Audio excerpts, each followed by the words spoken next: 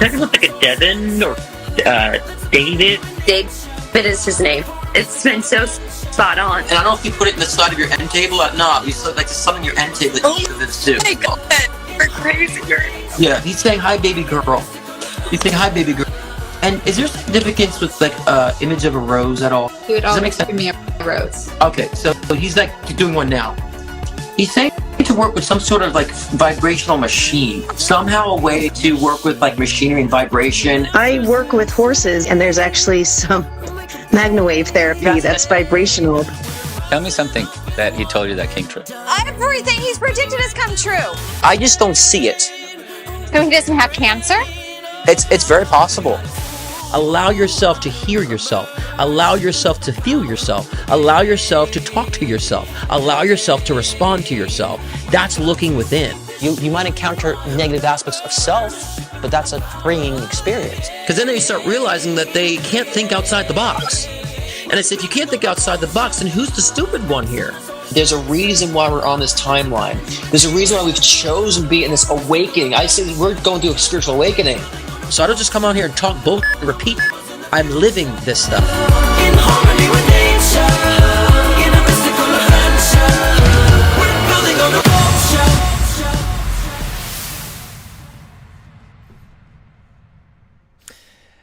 Happy Thursday Night Live. I always want to say Saturday Night Live is Thursday Night Live. Woo. What a week it's been. Still a little sluggish. I feel like I'm swimming underwater. I don't know how many of you guys feel the same way. How many of you guys have been losing stuff? Have you guys been losing anything? Because it seems like there's a lot of things coming up missing lately. So, I don't know. There's still a weird shift that's going on. Jennifer Cruz, hello. Sydney Aaron, welcome. The wonderful mod Nina is here. Welcome, Nina. And also treat her with kindness and respect because she will be guiding you along the way. Daryl Blankenship, welcome. Sydney, hello. Lisa Cruz, welcome. And as we are waiting for more people to trickle on in, Ali, welcome.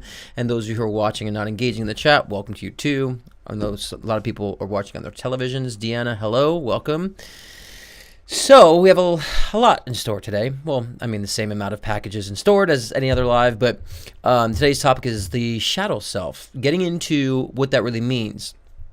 And both on the spiritual level and all, as well as the physical level. We'll get into the depths of what that means and how to become aware of the shadow self and make sure that you're dictating your shadow self, not letting your shadow self run you.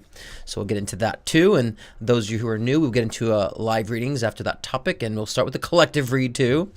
And so, Ali, welcome to the table. How are you doing, Ali? Elisa, welcome. You lost your sunglasses. Yeah, I lost my AirPods in my own home, and a few other things were misplaced and just kind of shown up. Now, are they lost or are we being forgetful? Which one is it? So I'm sure we'll see within the collective read where it's at and what's going on with that. Neptune Girl, welcome. Let me shuffle the cards for the collective read. I'm trying to say, which deck do I want to use? Let's go to my very first... not one of my first tarot decks, but this is probably like a 14-year-old deck. Let's start with this deck, shall we? I hope it's complete, but I guess I'm pulling them for a reason. Maybe these cards need to be utilized for the message for the collective read. And you guys feel free to ask any questions in relation to the question, the collective read. Oh, and I almost forgot my overlay too. Again, get your questions in. Some of you guys already have gotten in before the live started. Again, $15 for a card pull, $20 for one question, $30 for two questions. The Venmo and PayPal links are in the bio. Put your question in the comment of the Venmo or PayPal that you're using, and I will go in order. And again, when I say card pull, I mean I'll pull a few cards. Like I'm pulling cards. So it'd be silly if I said cards pulled. But yeah, card pull means I'll be pulling a few cards.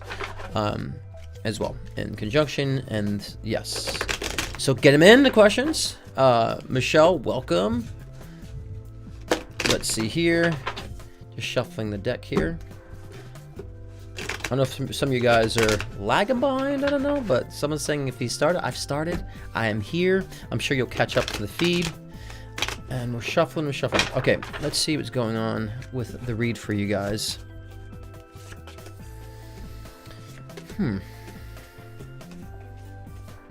Interesting. Okay, let's pull some oracles. This is interesting. Some of you are probably going through some heartbreak right now, but let me clarify on this where they want to go. Now, when I say collective read, I'm talking about those in the room, those who are watching, those who are finding this information. When I talk about the collective in regards to our civilization and our species, I will be specific on that. So, but let me see what's going on here, what they want to say with this. I'm kind of confused on a couple of the cards here, and they're just falling about. You know, when they start falling on the floor of the cards, you know what that means, right? Okay. I get it. Okay. I mean, they really kind of threw a whole bunch at me in here. It's just like over encumbered with cards here. Okay. The question I want you guys to ask yourselves is, to what degree is pleasure something that you seek? In a sense of, are you seeking pleasure in things? Are you staying in situations because they're very pleasurable, but you know they're not good for you? Are you staying in situations because they feel good in the moment, but overall they just don't feel good? At what cost does enjoying the pleasures in life, at what cost is that really worth it for you in the long run? They're saying it's time to take an evaluation of these situations, relationships. Again, whenever I talk about these situations in the collective read, it could be your job, it could be a family member, it could be a relationship, it could be anything in that regard of what we're speaking of. So in this case, whatever the situation may be, at what cost do you have to spend all this energy and effort into the pleasures when it's not benefiting you in the long run or even long term? It's time to make those changes.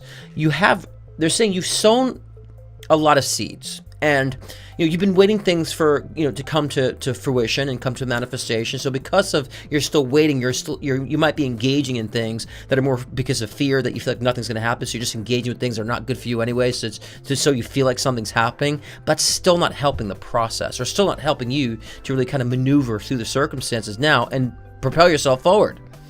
So you have to understand that you planted those seeds for your future, and that, like we said, again, this is a continuation from the last live about there being a process to things, and understanding the process and not being reckless in between where you're at now and where you want to be. Stop being so reckless. Stop being so forgetful. I'm saying this because we've been losing things lately, so a lot of us are probably being forgetful.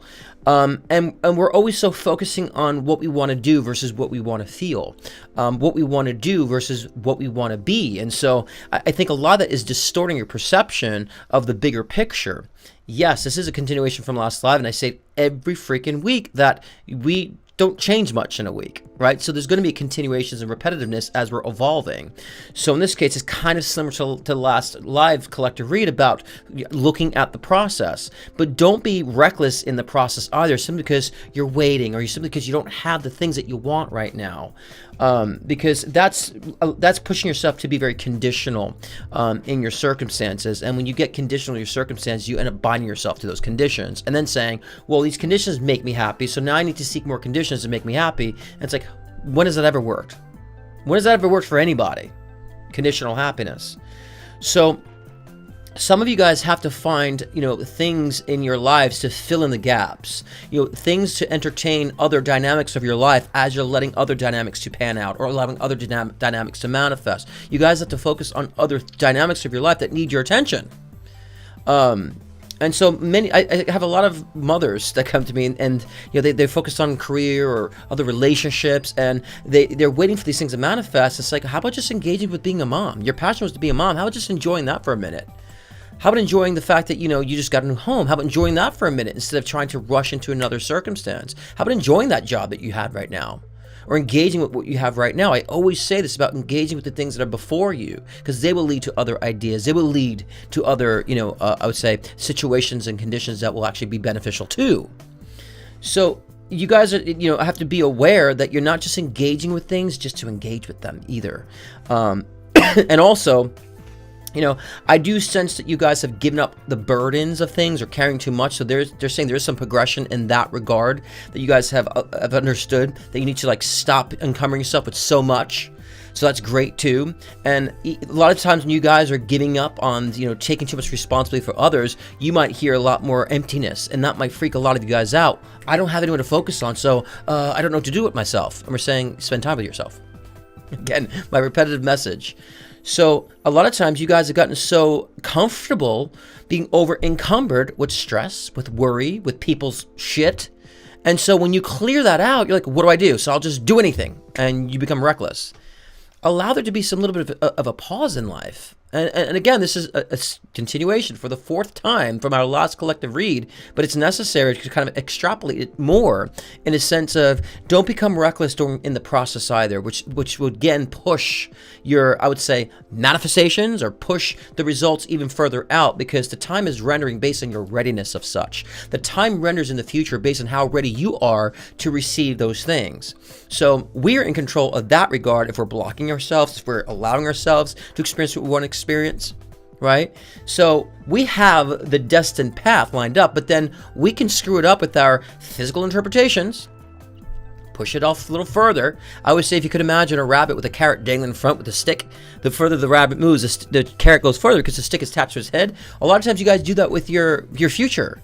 You keep moving forward, but your future gets pushing further out too because you're taking too much time to be in allowance mode. And a lot of times we hear about the allowance mode. What does that even mean in the spiritual communities? Being allowance, just letting things happen. What does that mean? It means that you're allowing yourself to be okay with not having anything done right now. You have to allow yourself to be indifferent at times to certain things and say, you know what? It is what it is right now. I'm just going to kind of experience life in the present. And what does being present mean? We hear that all the time too. Being present means that you're allowing yourself to just engage with your current life as if nothing else matters but the current situations in your life right now. Being the mom, being the husband, being the wife, being the girlfriend, the boyfriend, being the dad, being the mom, right? Being the friend, being the great worker. Like just engaging with the present and making the best of the present as other things are rendering for your future. And so instead of partaking in this reckless energy because of fear that nothing's going to happen, or like I said before, a lot of you guys have cleared out a lot of your lives, and so that silence is actually deafening to you. And we're saying, embrace that. Don't run from that. You know, and so a lot of you guys are sitting in the unexpected, but it's through the unexpected things actually come to fruition, believe it or not. That void energy is where things actually crystallize into physical reality. Because you have been projecting and holding on to desires for so long. Since you were incarnated in this reality, you had desires. Since you chosen to create a destiny before incarnating, you had desires. That energy current is consistent within you. It doesn't go away. The issue that we have here in the physical format is learning the karmic lessons in order to fulfill the destiny that we've chosen and not making the decisions in our physical lives that prevent it from actually happening or push it from happening. Because if you don't get it done in this lifetime, it's still going to carry on in the next lifetime, the good, bad, and the ugly. Okay? So whatever goals that you had for this lifetime, if you did not fulfill because if you got lost in this dense reality, you'll carry it over into the next lifetime. So you'll get it done. But why would you want to push it out further away? Because of fear of being alone or fear of just kind of embracing the current circumstances?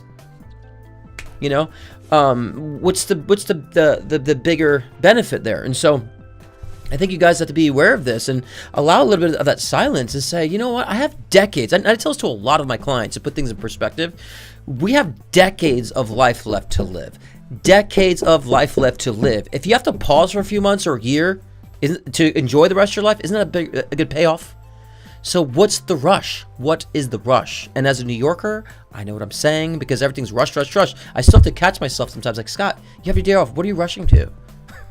So it doesn't do anything. Just it frustrates you. It clogs your perception of reality and of your experience. And that's what you want to make sure you're conscious of. Let me pull some more cards on this one because I feel like there's a little bit more we have to do. Let me see, Michelle, I just caught that.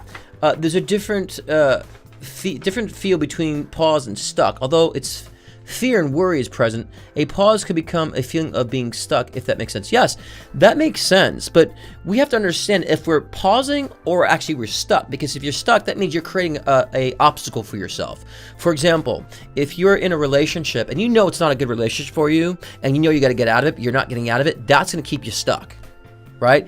Or if you're failing to make a decision, you'll be stuck because you're not progressing, excuse me.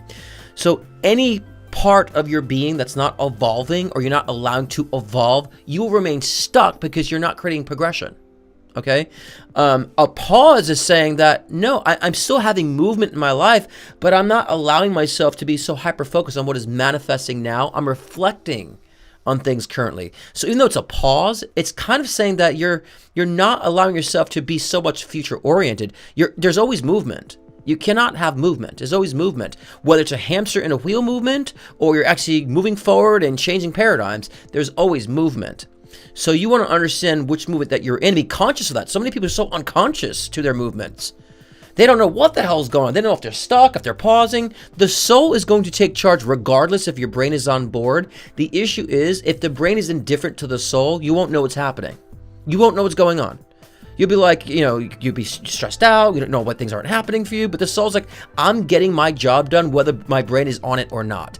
And if my brain is still not getting it, I'm going to bang the body around. I'm going to bring a couple bad relationships. I'm going to tighten the strings on the financial department, like I said last week. It will get your brain to wake up out of frustration if it ain't getting it.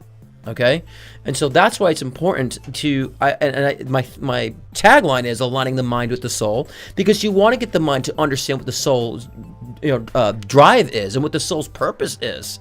We all have that. A lot of people say, "Oh, how do I find it?" It is you. It's getting to learn more of you, a lot deeper.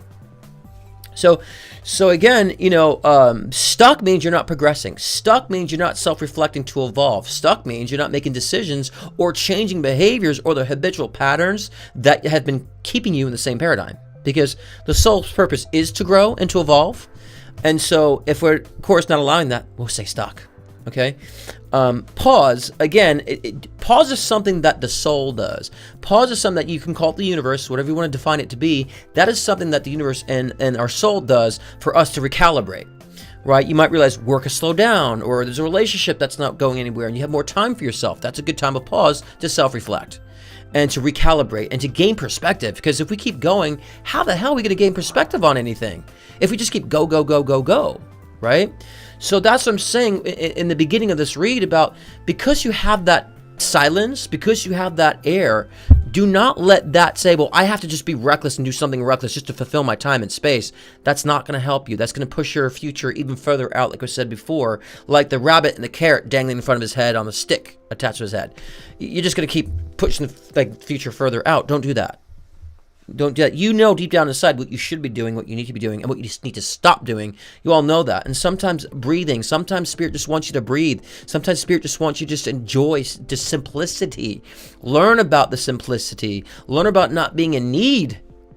Okay? Because, being in a state of need all the time, that's very torturous. That's a prison. To being in a state of need all the time, you're basically putting yourself in a cage and saying that I'm not free because I don't have these things. If you get to your point saying I don't need those things to be free, those things will come to you rather easily. So don't put yourself into that conditional prison, because you'll stay stuck there. And each condition you manifest will make you feel like, again, you need more of it. The insatiable response, I would say, and the insatiable result would spawn from that. So be conscious of this now, guys. And a lot of you guys are on the right track. And a lot of you guys collectively know that we are in a time of, pause in a sense of things aren't moving right now. As things are, again, we're stop and go. 2023 it was a year of movement in a sense of stop and go and changing paradigms.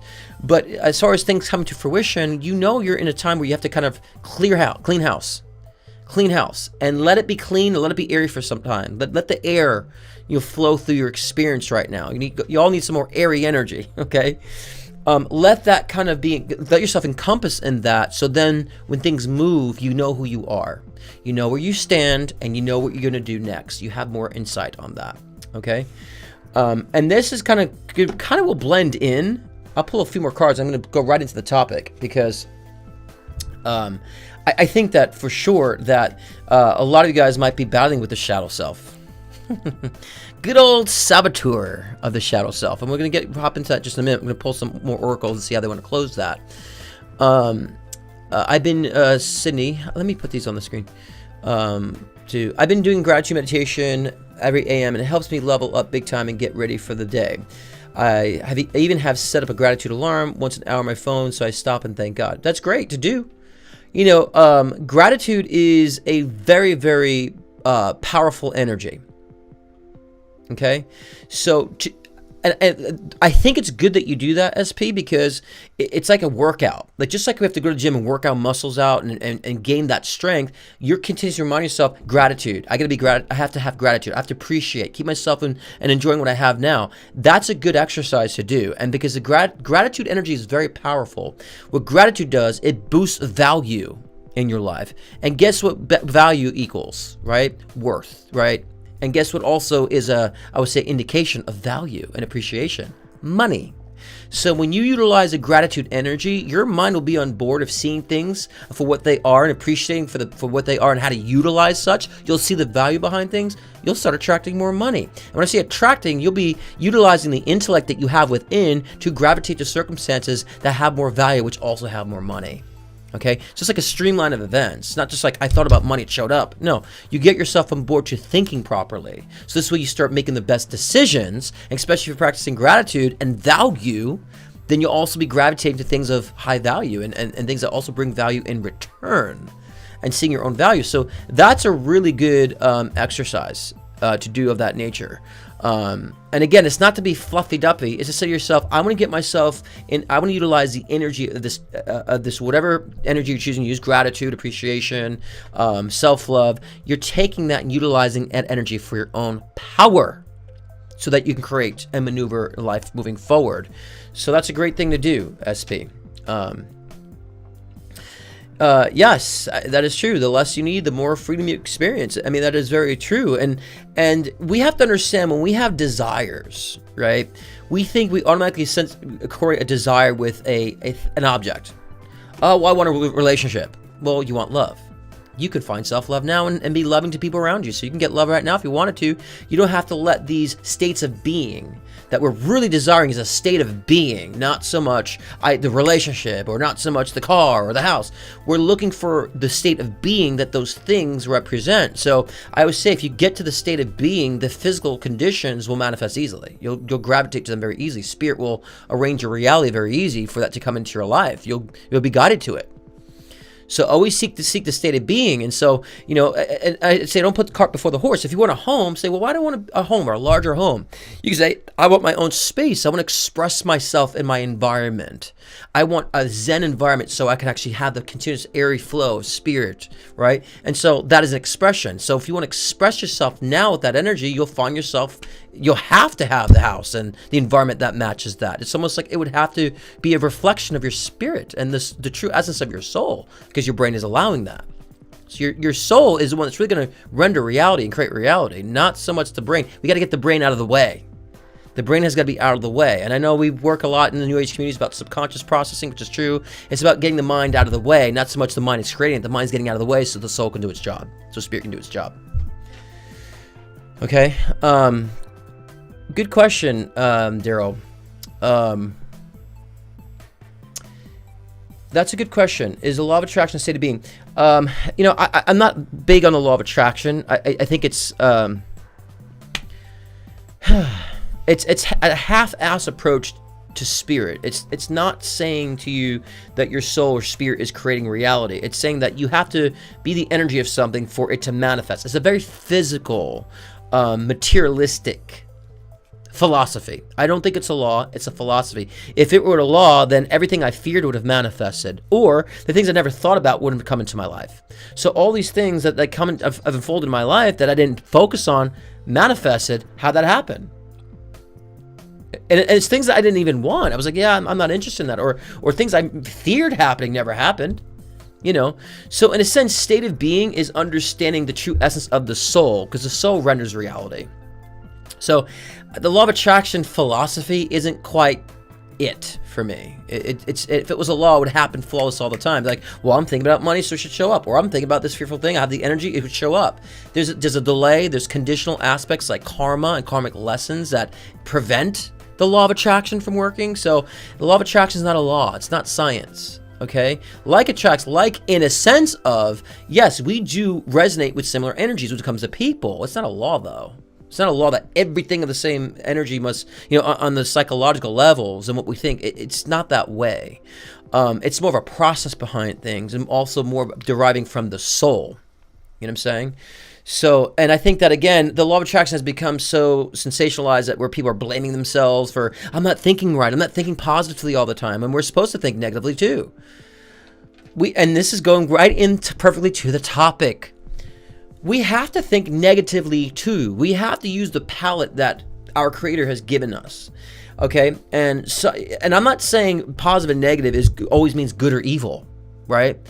And so negative, if you, and I always use this as an example. If you're in a negative relationship where it's an abusive relationship, right, and you need to break up with the person, well, guess what breaking up is? A negative energy.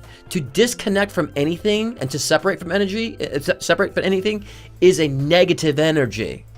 So you're saying to yourself, well, I gotta be positive, Being positive means you're gonna latch on to that relationship, as abusive it is, and not let go of it. That's what positive energy would be doing. A negative energy says, I have to separate and disconnect from this. Although the negative energy or action will render a positive result, because then you'll be more encompassed and loving the true self. So we can't be so, immersed in, I'm thinking positively, I'm thinking negatively. It's like, are you being empowered or disempowered? Focus in that way is what I tell people. Is this empowering or disempowering? Period.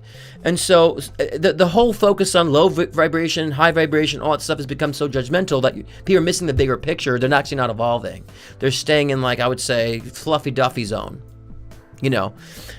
which leads us to the topic, the shadow version of ourselves, the shadow self. Hold on a second. Let me just change this really quick. The shadow self. Now, as I was just saying, we have duality, okay? Just as much as you're positive, you have a negative side too as well. You may not be expressing that in this incarnation, but you did in other carnations. And so there are different shadow versions of self. There's a spiritual shadow version of self and the physical in the physical life that we're living. The spiritual one has all the information from our past experiences, past trauma, all the past lives that we have lived. That shadow version has all those unresolved trauma and karma. That would be the shadow version of ourselves that we carry on in this lifetime. So many have a lot of unresolved karma from being victimized. We'll use that as an example, being victimized. And so they're carrying that shadow version from a previous lifetime in this lifetime. So there'd be a lot of, I would say, innate fears or innate repulsion to things, because there's that shadow version that's saying, no. And I would say a lot of times the ego could also be correlated to a shadow version of ourselves, because the ego is all about survival. And so the shadow version wants to kind of push through the negative with negative, right? And using dark to combat the dark. So that's what the shadow version is going to do spiritually. So now in the physical representation, we create a shadow version based on our physical traumas in the lifetime we have incarnated in. So if someone has been sexually abused or molested, they create a shadow version of themselves that's going to avoid that at all costs or want to fight back on it in a dark way, right? Instead of saying, I'm going to heal from this experience, the shadow version wants to kill the experience. Also, and I would say there's two dichotomy to this, to where there's two options to where the shadow version could either spawn a fight or flight mode. Meaning that the shadow version could be, I'm going to fight and want to kill this, and I want to hate people with this energy, or I'm going to flee from everything and avoid everything that relates to it or that I think relates to it. So there's going to be two different versions of the shadow version, fight or flight. And a lot of people pick the flight mode. They completely avoid anything related to whatever they experienced in their trauma, and sometimes it's a misinterpretation. And again, I always say with the ego, when we think of the ego, if someone was abused by a loved one when they were younger, the ego is going to say, to be loved is to be abused, so I'm going to avoid being loved at all costs. That's the shadow version speaking. It's not very logical. It's the dark version. And it's also going to tell you, you're not worthy. People just want you, just they want to take advantage of you. You don't have enough worth that people just want to take from you. You have to be submissive to others. That's the shadow version. Now that's what you've experienced, but the shadow version carries those experiences. It's up to our light side, the empowered side, to really kind of render the truth about those experiences and to, I would say, suck the power from the experiences so we can transform those experiences and not let the shadow version be dominant. But at the same time, we always have a duality. We have two poles to our nature, positive and negative. We have both. And so I hate to break it to everybody who wants to be love and light all the time, but that's not possible. You can't be in this density. Now, again, positive and negative does not mean good or evil, and positive and negative does not mean that you're good or bad. Positive and negative, they're just components to reality. And I always say I'm like a broken record with this. Sometimes you have to tell people to go fuck off. But your shadow version will say, I'm going to either submit to it because it's safe, because I'm not worth much, or I'm gonna fight against it, or just run away from it. The shadow version doesn't really have control over it. It's reactive, just like the ego. And we carry the versions from past lifetimes as well as this current lifetime. So it's very important to talk to the shadow version of yourself and get to know that shadow version very well. And so I have, even my shadow side is, because I've been victimized in a lot of previous incarnations, including this incarnation, and I'm turning into power. But my shadow version, I have to nurture my shadow version a lot of times, because a lot of times my shadow version gets very angry. It gets very angry at people being complacent or not compassionate, or angry at people being inconsiderate, right? And so my shadow version wants to like lash out at that. But I have to constantly tame it down and direct the shadow version of myself and say, no, we're not feeding that energy, as my mic falls. We're not feeding that energy. We're going to go this direction. We're going to nurture it like a child and give it direction. You have to give that shadow version of yourself direction. It's going to assume the worst. It's always going to assume that you're not empowered, that you're disempowered, and that's where we have to take control and redirect it, not let it speak for the soul. Because the shadow version is just that. It's a shadow. It's not the actual essence of your soul. So your soul needs to be directing that shadow version. Therefore, the shadow can be an emergence with your nature and kind of be a reflection that's actually going to be beneficial for you. But, at the same time, we're always going to have a duality. We're always going to have the choice to choose, a disempowered or powered state, or positive or negative, or good or bad decision. We're always going to have that choice. Always. So be aware of that power. Stop running away from your negative thoughts. Stop running away from them. Because otherwise, you're basically saying, I can't focus on my shadow version. No. I can't focus on the shadow version. Go in the closet, shadow version. It's like taking the petulant child and just lock him in a room and thinking he's all of a sudden just going to get better. No, it's not going to get better. It's going to get worse. And like I said before, with the collective read, is that your soul will bang you up until you get it. I see it happen for many decades. I've observed this as being an intuitive. Many people are just not listening, not getting it, don't want to do the work, and they get the health issue, they get the car accident, boom, boom, boom, boom, boom. All these things are happening until they're fed up enough to want to look and see what's going on in their lives. Because it gets to a point where a lot of these things keep happening. It seems like it seems not reality. Like it's magic in a negative sense for them. Like, how does these things keep happening? It forces them to be reflective. It forces them to be conscious of what they're doing. So that's what I'm saying. Don't let it get that far deep. Don't let the shadow version overcome you so much to where you're so lost in what's really happening that you're losing sight of what's happening. You have to direct it. And again, the shadow version from our previous lifetimes, as well as the shadow version created from this incarnation, same thing. Because every karmic lesson, every karmic experience that we have that is carried over into this lifetime is going to be intertwined, synonymous with each other, both from the previous lifetime and in its current incarnation. And so, the ego is all about survival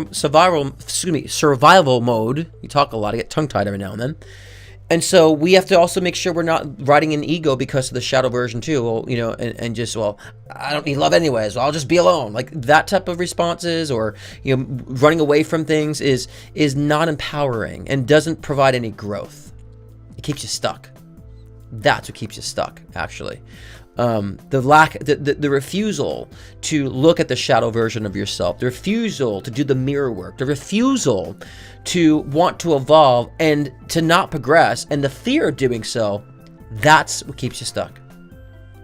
So again, make friends with the shadow version of yourself. Right now, my shadow version reminds me of the things I've been through. It reminds me of what I shouldn't be doing and the choice I shouldn't be making. Now my shadow version is my friend. It says, Scott, remember, if you do this, this is what's going to happen. So now we have a better in sync communication, because I've allowed myself to direct my shadow version of self to understand where I'm going with things. Now it works for me. And you need to have your shadow versions work for you, because we have a duality. But get out of this positive negative crap. Okay, it's about intention and it's about empowering or disempowering, because people are being so unintelligent about thinking negatively, thinking positively all the time. It's not realistic. It doesn't make any sense, because positive and negative is actually a structure. It's a component of reality, like a male and female component. One is encompassing collective, increasing, evolving, growing, expansive, and the other is just separating and disconnecting. And sometimes disconnecting from something could be very necessary for self-love and for empowerment. All right? So get to know that shadow version of yourself. They're actually it's there to help you, actually. We have all these different dynamics and different dimensions of ourselves. That's very important to understand the power that we have. And stop judging yourselves. Stop judging yourselves. This is the thing that everybody is. They're judging others, they're judging themselves. You are here to grow and to learn. You're not here to be judged for the decisions that you're making. It's worse enough that when we make a bad decision, we're going to reap the karma from it anyways, and attract an experience from that decision we've made. That's what it is. So we have consequences if we make wrong decisions. We'll be unhappy and we'll be disconnected from ourselves. So judging yourselves on top of that is not doing anything for you at all. And no one else is judging you. There's no God in the sky judging you. Okay? Our creator, our source energy flowing through us wants us to evolve. That's the point. And it's through our expressions, source energy knows what it is. Because the God energy is like a void energy. It's everything at once and nothing at the same time. So it's through our incarnations, we help that God energy to know who it is. So we have to experience this life and the good and the bad and all that stuff. We have to evolve through it, because that's what keeps our lives, and that's what keeps I would say creation continuous. That through our constant evolution, that keeps existence infinite, and that's the point. Constant expansion. So when you judge yourself, you're basically saying you shouldn't be doing any of this. All this is wrong. It shouldn't exist. And that's being rather arrogant about existence. It all has to exist. And so wherever you're at on your spiritual growth or soul evolution, doesn't matter. It's where you're at. Enjoy it and keep evolving. That's the point. And so stop judging yourselves for making the decisions. Encourage yourselves. Judgment does nothing. There's no one judging you, because everything has to exist. And if the God was a judgmental God, it could eradicate all the evil, all the bad things. But that God does not do that. Why? Because it has to exist. And we've agreed to it. And we find our power through it. You all know it. You all guys say this. You can't have light without the dark. But many guys are still afraid of the dark. And embrace both components and understand it's all empowerment. It's all about having a greater perspective on your life, on the collective, and existence overall. And remember this, everything exists but non-existence. And everything has to exist. Okay? So be aware where you stand with all that and keep encouraging yourself to evolve. Okay? That is the collective and the topic. And oh my gosh, it's 7 o'clock already. We got to get to the live readings. Let's put on some that was long. I really felt I had to go long on that. And maybe it needs to be more about the discussion, less about the live readings, but we have some. I'm going to get to them now. And those who are in the room that want to get your readings in, get them in now, because I'll close them soon. I don't want to go too long tonight. Okay, let me get my venue up here. Un momento. And just so you know, guys, I don't outline. Yes, Rachel, I am taking readings. You can get them in now. I'm going to close them down soon. I'm starting them now. Jesus. And just so you guys know, I don't outline my top. I just come up with a topic and I let it flow. So I don't write it out. So just understand everything I'm saying to you guys every week, it's just coming naturally. I don't write it out. I don't premeditate. I just think of a topic, go it, and I hop on in the live and just let it flow, let it rip. That's part of being a medium for me, is I channel information. Like, I don't need to outline everything. Not that I don't, or it's bad to. I'm saying usually I don't have to. I just kind of channel what needs to happen. So please understand, you're getting a channeling experience from me too. Being a medium does not mean that I'm just talking to dead people. Being a medium means I'm channeling that intellect from spirit. Okay, from my own soul, spirit, from my future self, as well as guides and your own guides as well. So understand that's part of being a medium as well for me. Okay, thank you, Cece. All right, live readings time. Make sure I want to make sure I have the my theta waves. I don't know what music was playing on there. Okay, let's go and let's get into it. All right, Daryl is always the first to go. Where is he? Okay, a magical card pull. All right, sweet. Let's see. I'll give you the neon deck. How about that? As you can see, I love neon. I feel like I'm getting in touch with my 80s for a while. Purple is my favorite color. Purple and like royal blue are my two favorite colors. So if you see me with a lot of purple, that's just a representation of my soul. I feel like purple and royal blue are my spirit colors. Every time I try to put like a green in there, I'm like, ugh. Or, you know, all colors are good, but purple, blue, and royal blue are my all-time favorite colors. So if you see a lot of those colors, that's why. It's my essence. All right, this is for Daryl Blankenship. Read, just doing a card pull.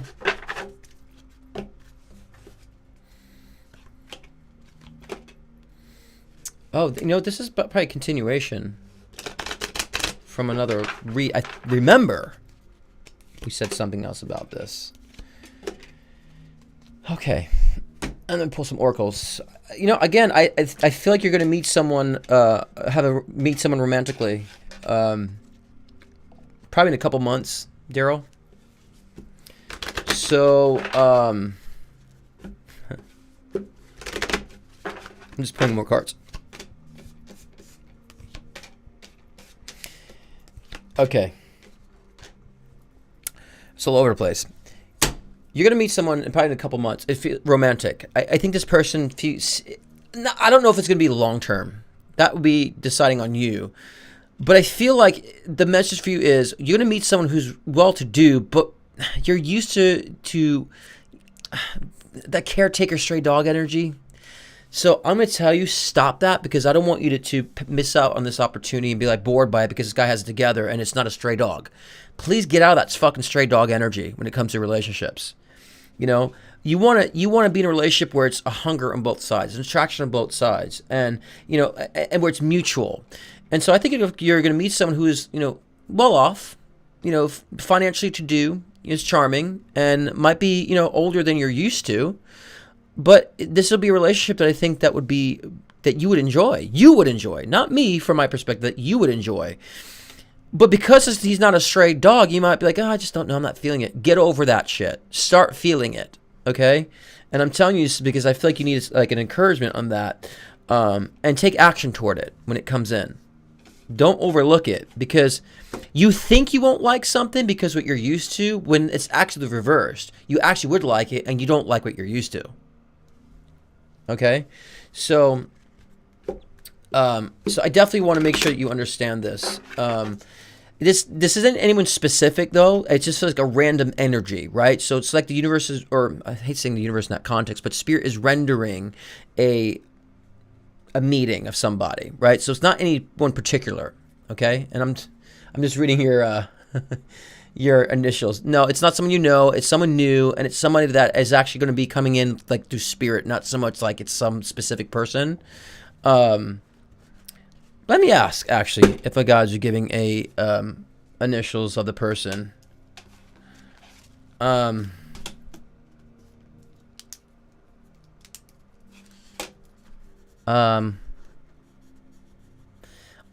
or RMC?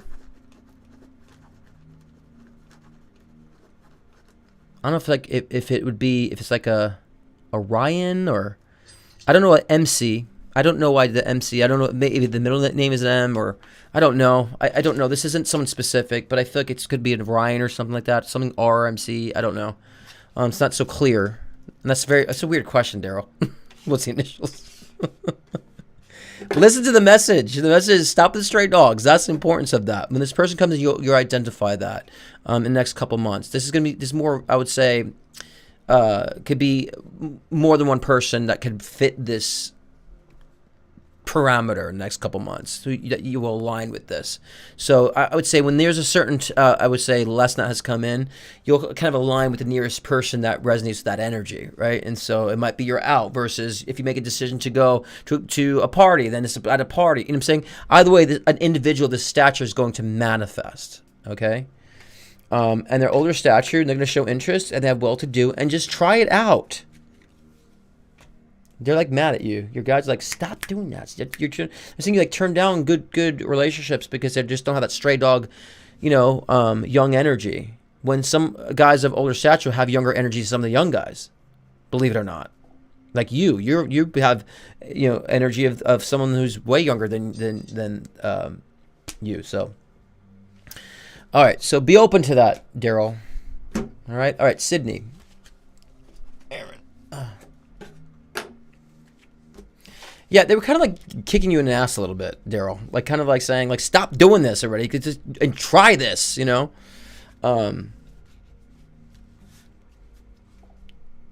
Because they're saying you're over that, but you're just like, you're still stuck in a pattern of like, oh, but they're like the puppy dog energy, but you know, but they're cute and I can help. Go join a charity and do that. Don't make your relationships charity work. All right.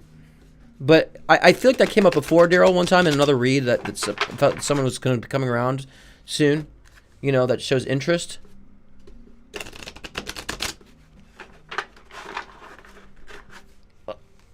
Jesus. Oh.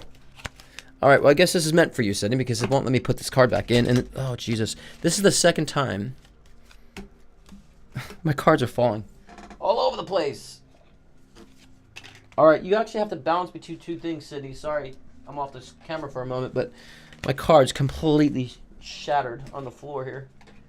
Ay, ay, ay. That's funny, the same cards with Daryl. There seems to me there's going to be some sort of let me sit on this because I'm doing the cards, but let me tap in because the cards are kind of guiding me, but it's just, you know. Is there legalities? Yeah, there's some sort of legality, Sydney, that may come about too in the next month or so, probably January. Seems like you might have to make two decisions or be deciding between two decisions. Some sort of legality that you might have to get an attorney on. But I feel like, you know, whatever the situation is that comes about, I feel like it's unbeknownst to you right now, will work in your favor. But it could go. I feel like you would have to kind of you'd be torn between two different things. I'm trying to see if I can get a glimpse, because sometimes I don't want to give all the information until it happens. So I'm trying to see if I understand what this legality might be. It might be like an old employer, you know, something from a previous employer or previous job or something of that nature. But it's in your favor, but there'll be some sort of legality regarding such. I think you'll have an attorney come in. But it's saying it'll work in your favor. It's unbeknownst to you. You don't know this yet. This is more about probably within a month or so. So, and I feel like it might even be a friend that can help you with the legalities, someone that you know that comes in with this. But you'll have to make a decision on it either way. But they're saying it'll work in your favor. Yeah, it feels like a past energy, like something something happened in the past or something that comes back, and it's a male energy that seems kind of I don't know, somewhat vindictive male energy. Again, this is future related. I'm not. Don't try to resonate with this now. This is a future thing. But stick to your guns on your decision to move forward with the legality of such. You'll have the legal backing that you'll need, and everything will work in your favor easily. It's not major. It's something small, but it's a petty thing. It's a petty legality. All right.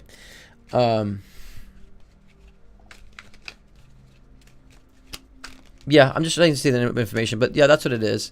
Yeah, it's future related. I think they just want to give you a heads up on that too, that you don't freak out, because there's nothing to freak out over. I heard negligence though. Maybe like don't cite this specifically, because I'm trying to get more information. It's rather vague to me on this, but imagine that you're you're in a store. And, something is, say you hurt yourself in someone's store and you have to take them to court. Do you know what I'm saying? It's something like this, and maybe like something fell on you or like you hurt yourself, and then you're like, and the guy's being vindictive, the owner's being vindictive, and, and so you have to file, lawsuit in that regard because he's not taking responsibility for like a negligence in a store. It's something like that. Okay. Something of that nature that'll work to your benefit, and it's going to teach you to stick to your guns. That's the main thing about it. It's going to teach you to stick to your guns. All right. So a lot of these reads are going to be future related too. So as that's part of being psychic, we see the future and kind of letting you know what's happening in the future, right? It's not all about what's going on now. I think that collective read kind of answered a lot of you guys' questions about what's going on now. So the advice on that is that stick to your guns. Yeah. But again, I would say easy way to get some chunk of change, right? Sometimes universe is like, oh, we're gonna bang your body around and maybe you'll slip and fall at a store, but you get paid $40,000 for it, and you get a lesson that you stuck to your guns. You know what I mean? So, okay, Chelsea Manica, I'm having surgery on Monday. How's it going to go? Okay.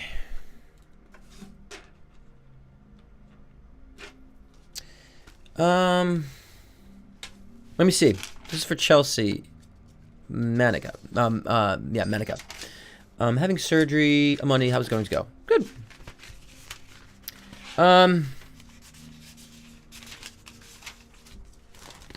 Is this cosmetic or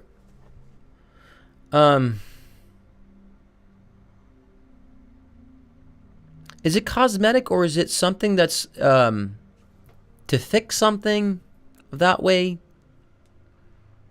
Feels more cosmetic or reconstructive. It feels something like that to me, maybe. But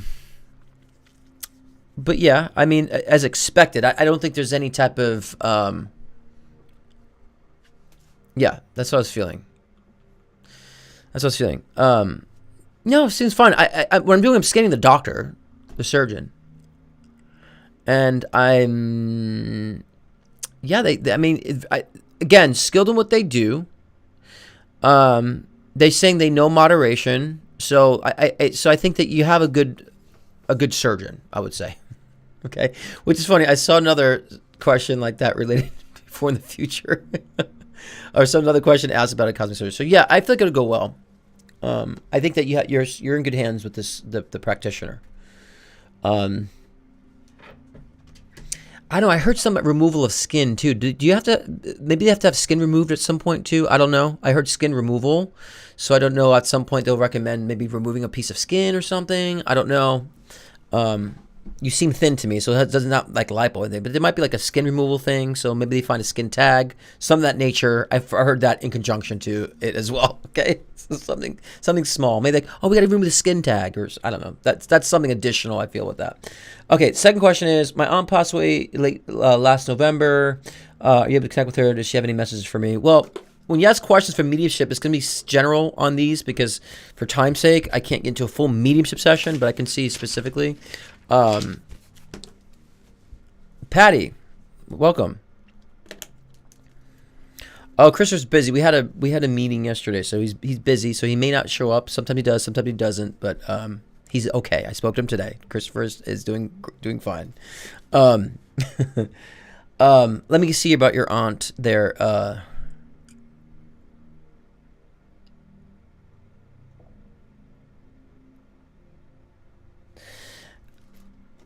Why she show me throat and heart?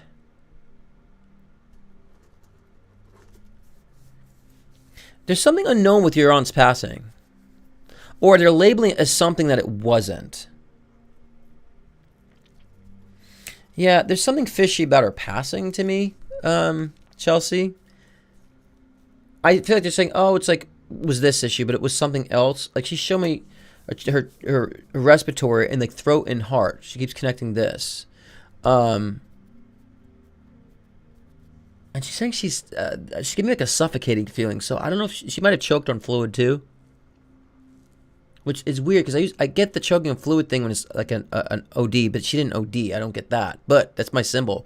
But what I'm trying to figure out here is like maybe there's something that prevented her breathing that caused her passing that was maybe not the real issue. I just feel like there's just some scattered information about her passing. I'm just going to say this, and I can't go, for time's sake, can't go so depth with it, because I have to try to speed read on this, and I don't like to speed read mediumship sessions.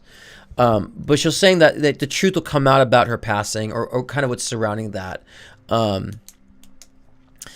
Yeah, and okay, that makes sense. And I feel like that affected her heart, and she choked or something. I'm just getting all this here, and then the laboring of her breathing, but there's something not being told about it either, so something additional, right? And so That'll come out, and I'm sure if we speak in a session, because I'm sure we'll talk at some point soon in a session, that I can get into depth with you on that. But she's saying she's fine from her passing.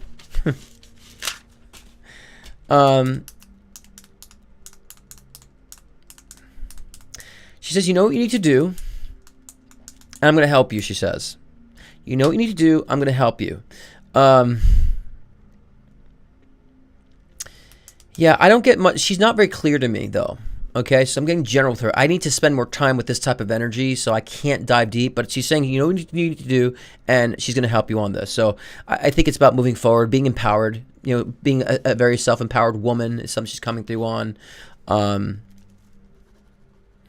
Yeah, it's very general, but I would have to sit for a session and really pull her energy. She's not that strong energetically to read in that sense, but she's connected with that. Again, whatever mishap with her passing, it would kind of come to light. It's more than what they were saying.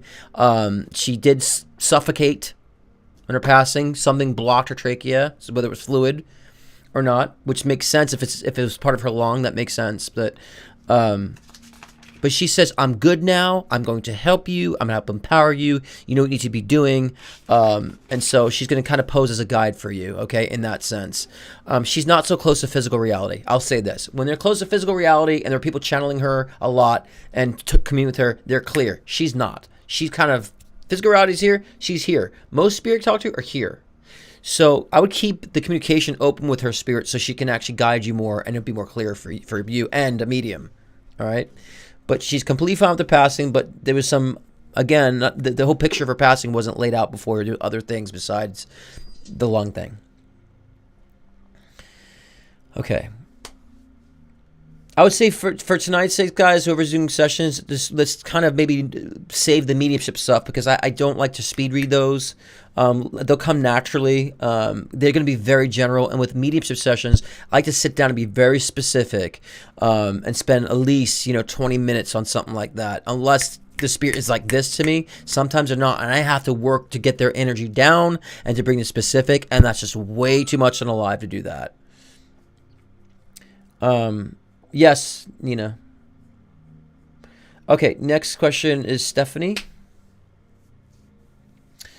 Stephanie, you didn't put your questions in the comments. So if you leave your questions in here, Stephanie Pana Herrera, put your 2 questions in the chat there and we'll answer that. But you didn't include it in your in the Venmo. So if you can do that, we'll get to you right away. I'm just going to move on to the next. So put the questions there. Oh, Stephanie. Okay, perfect. Ashley is guy and I still on track to come together. When will that energy shift happen? When will we see each other? Okay.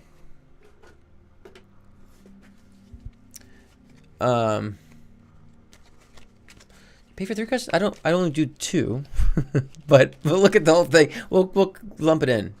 Let me see Ashley's energy. Well.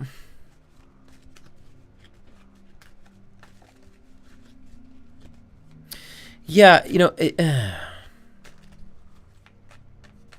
God, he's such a procrastinator, though. Oh my God. Yeah. I mean, the thing with Ashley though that's bothering me is, has a lot of great goals, a lot of this. I'm gonna do this, I'm gonna do that, and he procrastinates. On things, or he spends so much time giving energy to one thing, then all the other stuff that he's committed to just takes a back seat. So it's kind of annoying with that. So I feel like eventually you guys will come together. But I think that again, that it's really going to show you the indifferences that you guys have more so about how scattered he really is, and that how you're going to have to really understand that you can't deal with a scattered energy like that, right? And so he might come to you very scattered. And so it's going to be a big question. I'm just going to read the situation. We'll call 5 questions in one. You'll have to decide for yourself, can I deal with this scattered energy? I feel like it's gotten worse, his scattered energy. So I think if you are hit with that situation, you might have to decide whether or not you're going to deal with the scattered energy or realize, I'm beyond dealing with people who are scattered in this way. it's going to be a challenge in that regard. Okay. I think the passion will be there, but I think that you're going to realize there's a big difference between where you guys were and where you guys are at now. And it would take some time to manage it. That's the only issue, is this procrastination energy I'm finding with him, and this lack of being consistent, and and being scattered and fragmented. That's not bad. It just means if they can gather themselves together, right? And so I'm just gonna be honest. It's not gonna be love in heaven when it reconnects. It's gonna be some work, but you have to decide whether or not at that time if that's gonna be worth it for you in that regard. That's going to be, to me, the the determining factor on the moving forward from there. I just feel like too that he's not really he's saying more than what he's doing. It's that for me, Stephanie. So if you chose now to go forward with that, you'll have to sacrifice your energy, your movement, your pace in life. But again, I think it needs to reconnect for this. Like, so it is a karmic thing in that sense. But then at the same time, it's like the passion will be there enough to keep you focused, but something deep within you is going to say, I can't. And he'll push for it at that time. But I think, and I have to be the bearer of good and bad news. It is what it is, but this is just is what it is. But I think it's going to help you to kind of really move forward in relationships and in love. And I think it needs to happen because of that. So I feel like, he's a ticket to love either through him or because of him, right? That's what I feel like with this situation. So I just don't like there's a parts of him that seems like it's more fluff than sincerity. And, and it might be difficult for someone who's connected with him to really to read that. But from my perspective, it's obvious. Not that he's not sincere, but I think he lives more about the presentation. So, and that's the thing that I think that you'll have to identify with him is the scattered energy. Like I said, the passion will be there. It's a karmic lesson for you to do so. And I think that, like I said, he will push for it. Stephanie, he will push for it. But I think this is more about a karmic thing for you to say, can I do this more? I think you're going to have a change and a shift. Not him, you. Does that make sense? I hope that makes sense. I'm trying to see if there's anything else regarding that, but that's kind of what I feel with that one too. I mean, I know there's a history with this, and I like him. It's the scattered energy, the kind of like not speaking from his true self, right? And other commitments, Stephanie, other commitments. When I say you and I had talked about it, 24 be 6 year, makes sense. Yes. So now I remember when you say that, so it makes sense. He's going to push for it in the 6th year, Stephanie, but you're going to probably rethink things like, can I go on with this? You might have a change of heart wanting something different. Like I said, the passion will still be there, but he still might not be able to relinquish some of his obligations, even if the conditional aspects come together. You know what I'm saying? It has to happen. Like I said, he's your ticket to love through him or through somebody new. I just think you're going to change slightly. That's new information. So, and I'll maybe pull a card before I move on that. Yeah, it's just, again, I feel like he's not speaking from the heart right now. I feel like he could be saying a lot more. I think he's saying things to pacify because of fear of maybe going deep down inside. And I feel like I've said this to you about him before, But we have to understand the nitty gritty and things, the karmic behind it, right? And how that would change. So yeah, I think be aware of that, Stephanie. Be aware that you're gonna maybe change your perspective on things. That you might get to a point you might say like, this dynamic's great and the passion's there, but at the same time you might feel like you're wanting something new, so where you might engage with someone else, right? And have more of an unconventional approach to things, because it all feels unconventional, if that makes sense. And yeah, again, see, it's about. He's still going to have issues with balance, balancing things out. So between you and somebody else, you might have an issue balancing. But I think that he's going to move forward with that. But again, pushing for it. But it might make you feel like, I still feel scattered. Am I okay with this? All right. Hope it makes sense. And please follow through. If you have any questions in relation to what I'm saying with the questions, please definitely go on and if you need clarification on it.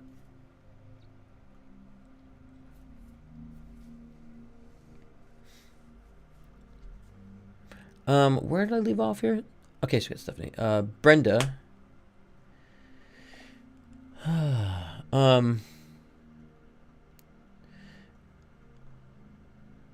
Okay, this is for Brenda Koch.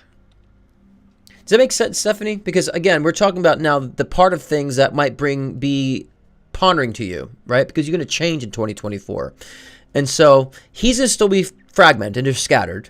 And so now that you reminded me that we talked about it before, now it makes sense too, because I felt that before as well.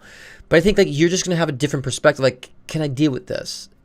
Am I really wanting more, right? And I think that's going to be a great question for you to ask yourself on this. You know, he will push for it. He will be the same way as possible, but it's that, again, the procrastination on things. And so that that makes sense, the procrastination on things.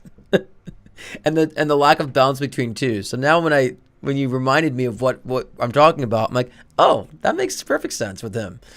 But be honest with yourself at that time when it pushes together. Is what we're saying. It has to be. It's karmic too. You know, there's that karmic energy. I love that sometimes. I'm reading someone I've read before, and it's always exactly how I felt before. I think that's funny that I was not sure about that. But also seeing new information more about you though, Stephanie, because you're growing, expanding, which is good. Okay, Brenda Koch. Will I ever remarry or be in a loving relationship? Well, one thing I want you to understand, I'm going to be philosophical for a second, is when you say loving relationships can come in any format. So be clear, right? Will you ever be in a romantic, intimate partnership again? Just let's be specific, because you have loving relationships with your daughter, with family and friends, and so the answer is always yes to that. But we want to make sure we're still being specific with ourselves. Will you remarry? I don't see remarriage. No, I do. Yeah, I do. You know what's going to happen? You're probably going to say, no, I don't want it. And then it happens. Because I'm telling people, like, no, you won't. I'm like, oh, yeah, you are. So you will remarry, but you're going to be reluctant before you do. So you're probably going to say, no, I don't want to get married. And then be like, and then like, oh, I'm getting married, So you might be torn with yourself on that or some point. It'll probably be in like 5 years. Okay. So I think in 5 years time that will happen. Or 5, 6.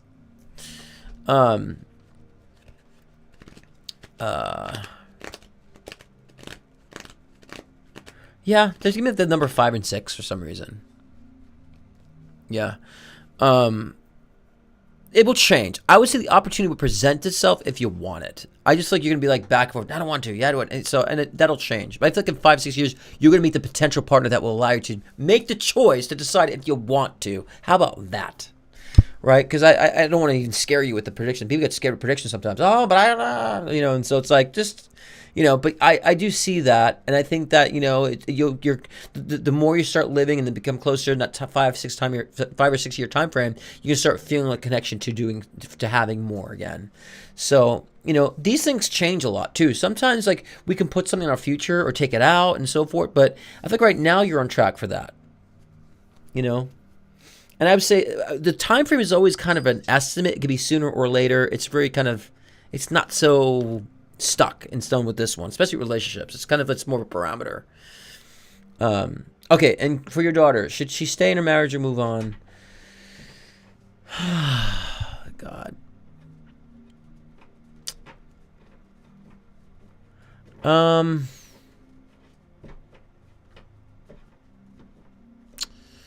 No.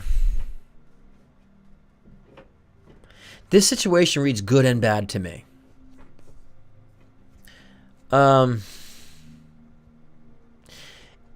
It seems good at times, but then the bad kind of outweighs the good.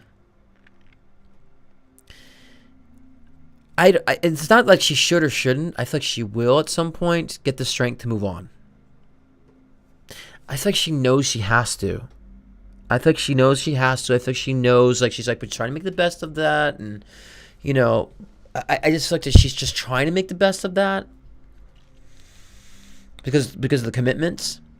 But I feel like at some point I keep saying find the strength. She might not be having the strength right now to want better because, again, it's marriage. It's important. It's a big deal, right?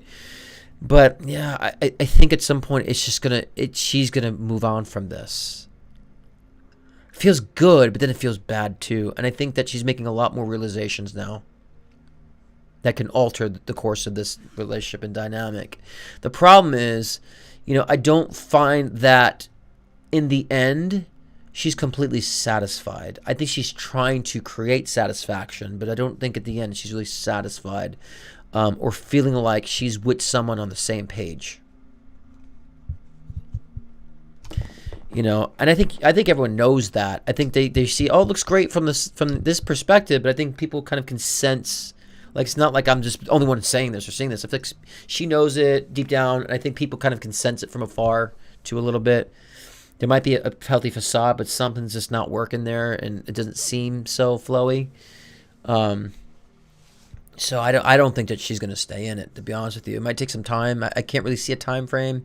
You know, it could be, you know, 2 to 10 years. I mean, it could be, there's no really set time frame on this. Depends on when she snaps out of it, though.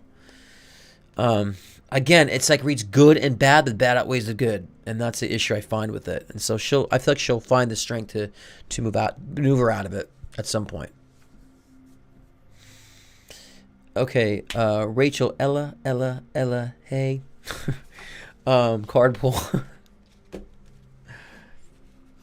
Hope that makes sense. Who was I just speaking with? Sorry, guys. Brenda, hope that makes sense. I don't know how much of that you're seeing that now.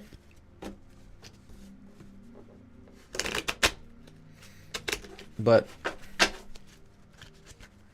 it's tough with relationships like that because they're not overtly bad, but, and it provides some good, but then there's that the side where it's just not. And I don't think she feels like she's in sync with him for some reason. On the deeper level. On the other levels, yeah. But I think that's going to continue to be more obvious to her. It's that halvesy energy I get. And of course, I'm reading a text to a person not connected to the text. So please, you know, understand, you know, I'm reading a text from someone I'm not seeing, and I'm reading the person that's connected to them, so I'm not even connected to the person asking the questions. And that's so understand, I have to kind of, you know, streamline of events. I'm not even really sitting with you. I'm just reading a text message from an energy. So please, guys, understand my interpretations here. It's fine, but when I have people one-on-one, it's a lot easier to connect, I'll tell you. Oh, sorry, I just lost track of what I was doing.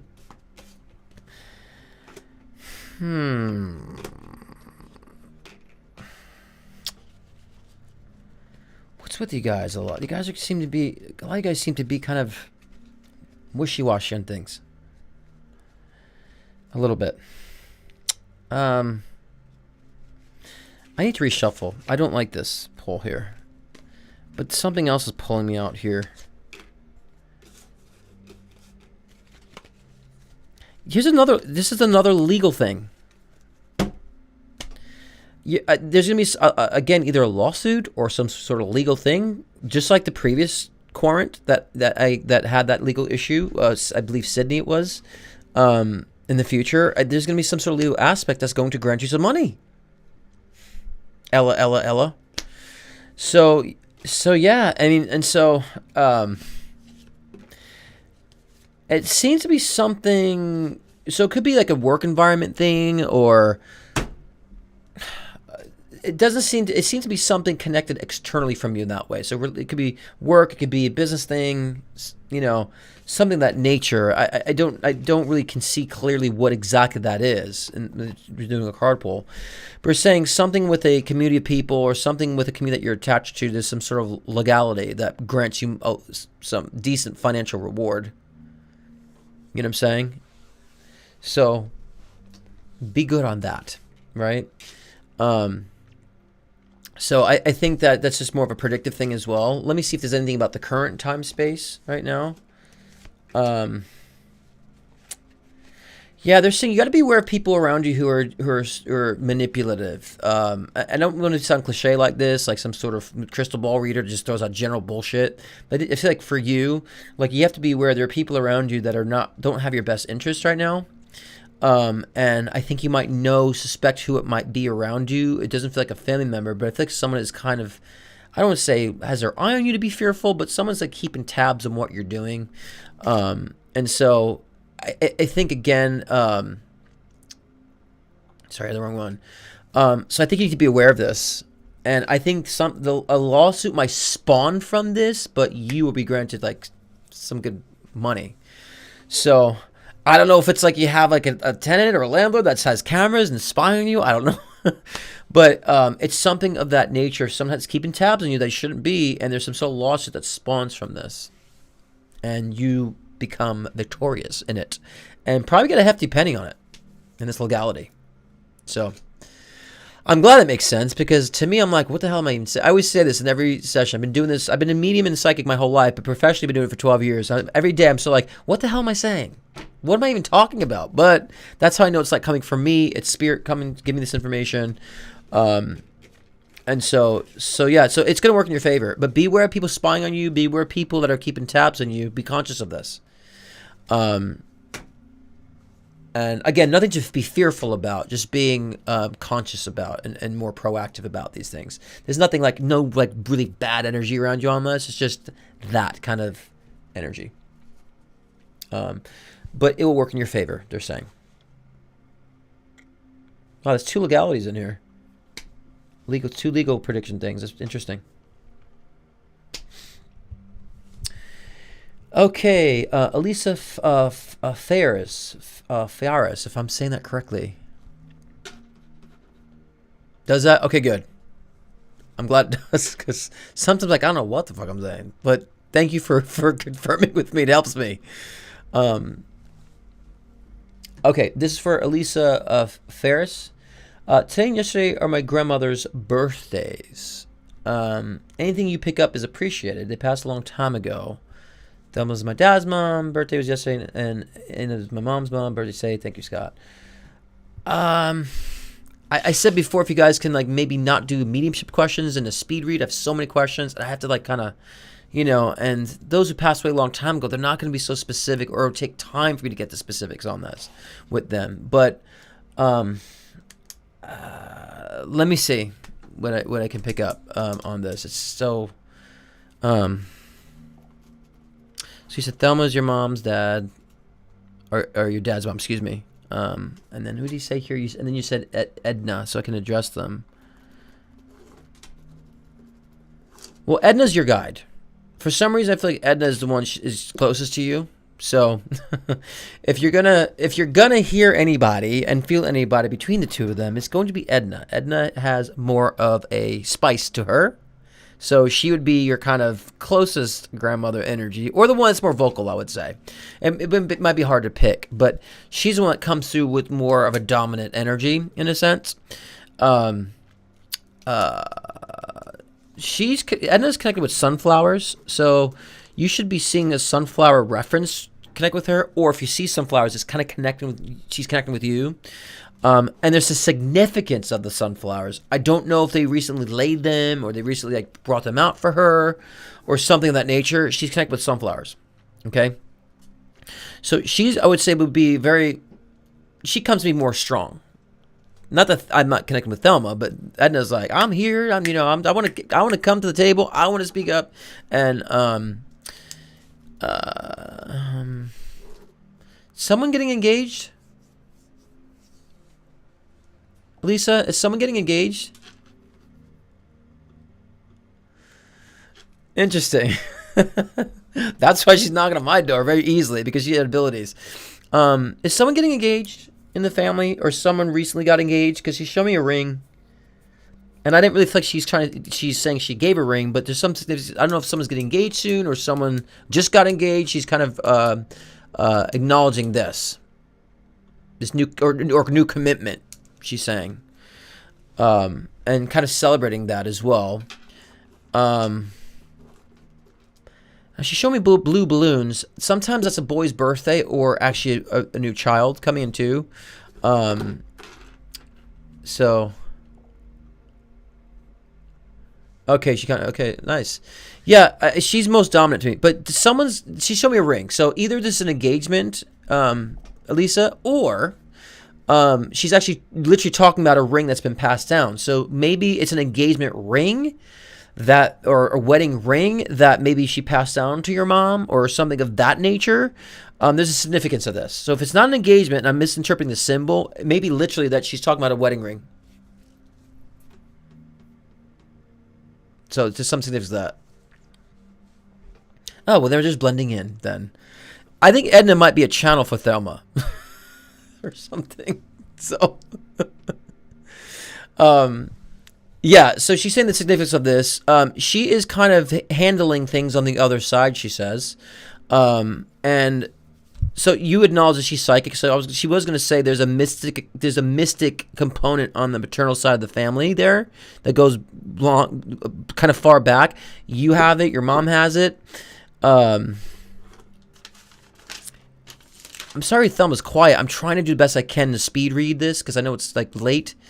Who's the white? Is there a white fluffy dog too? Lisa, she's showing this like white fluffy dog. Who is that? And she was kind of laughing about it too. Just like, I don't know if it's a Bichon or Poodle white fluffy dog thing, and she just shows me an image of this dog. I don't know who the significance of that is and how that connects. But she showed this dog and kind of was laughing about it too. So I don't know if it's in spirit. It's so clear. So that's what she's connecting with this dog, but laughing about it. So I don't know if the dog is in spirit with her or she's playing with the dog in the physical sense. It's so vivid. It's so vivid. So I don't know. It's so vivid. But she's around. Thelma kind of, Thelma's kind of in the back corners a little bit. She is, was she close with that dog? Is there a reason? There's got to be a reason why she'd bring up your uncle's dog, this white fluffy thing. Oh, he's with her. Okay. Because she's laughing, and then she's, like, petting him. So, like, it was so vivid. It's like, are you saying it's in physical? But it's with her in spirit. Makes sense. Okay. Someone, I think maybe tell your family that she mentioned this, because I think people wonder about if the dog would be with her. She would have the dog. She's saying, like, people would know that she'd be the one that has this dog or something. This white, fluffy dog. And she's laughing with it. So clear. Like, the dog is, like, right here in my face. Thelma comes with scents, by the way, which smells, okay? So if you, okay,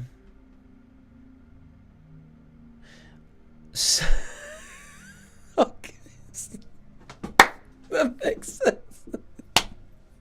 Snowball. I'm sorry. Oh my God, when I see these things and I hear the name Snowball, I can't.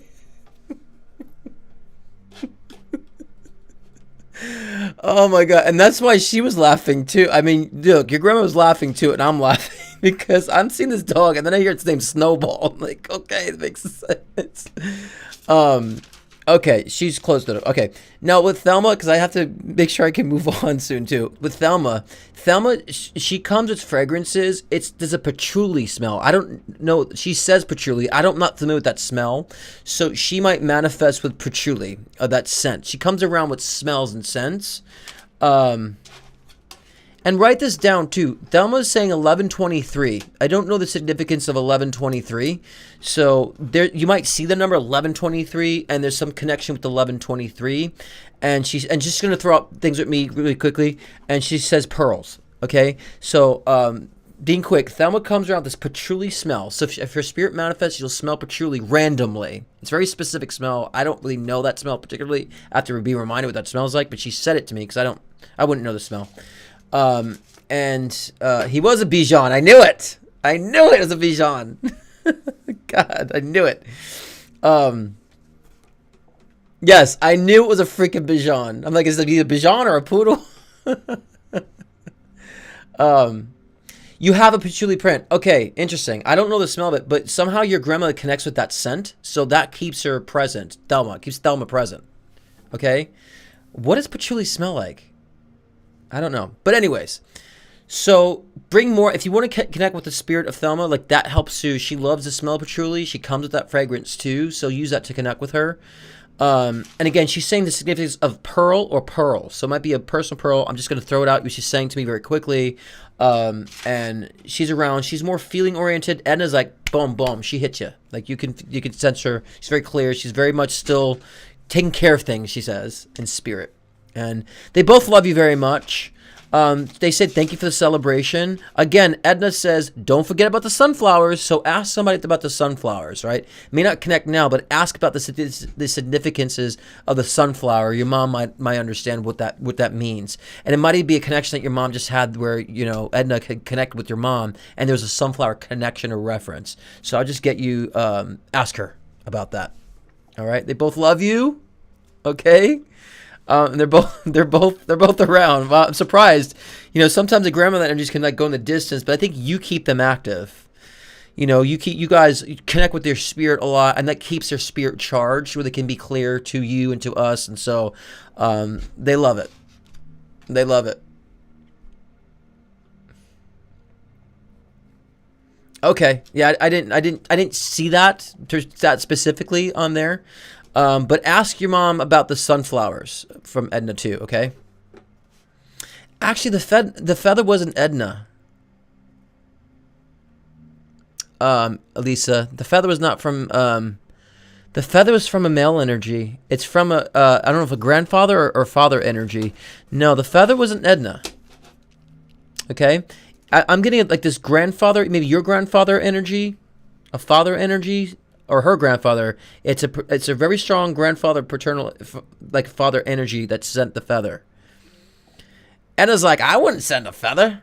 That's what you. Edna's like, I wouldn't send a feather. That ain't my thing. so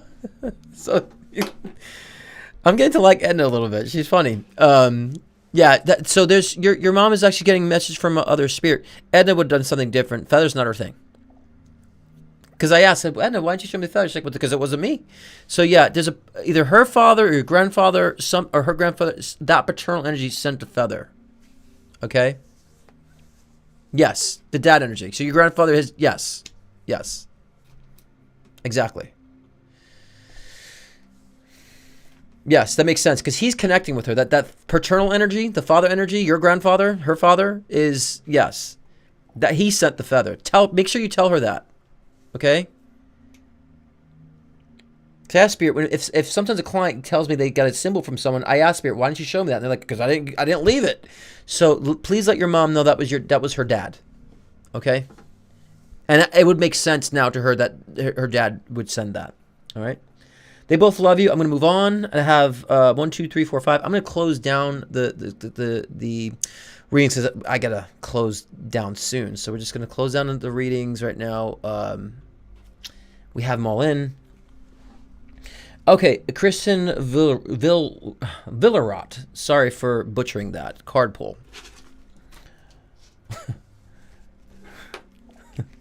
I love it. Live cards. Yeah, we're closing down. We're not open to take any more questions, but I'm answering the rest of the questions. Oh my God, Snowball's so funny. I think this is the first time a Bijan, in 42 years, the first time a Bijan came in spirit to me. Okay. Villaro, oh, I'm sorry. Kristen.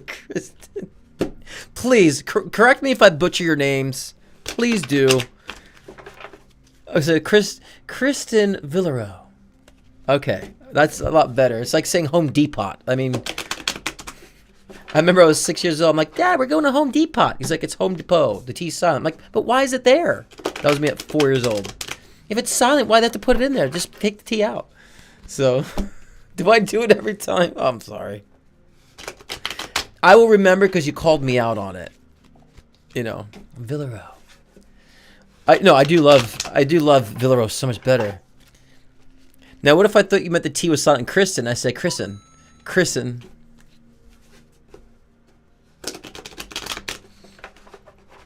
Oh, that was nice. Christopher, by the way, Christopher Techie just texted me. He says he's sorry he couldn't make it tonight. Well wishes for everybody.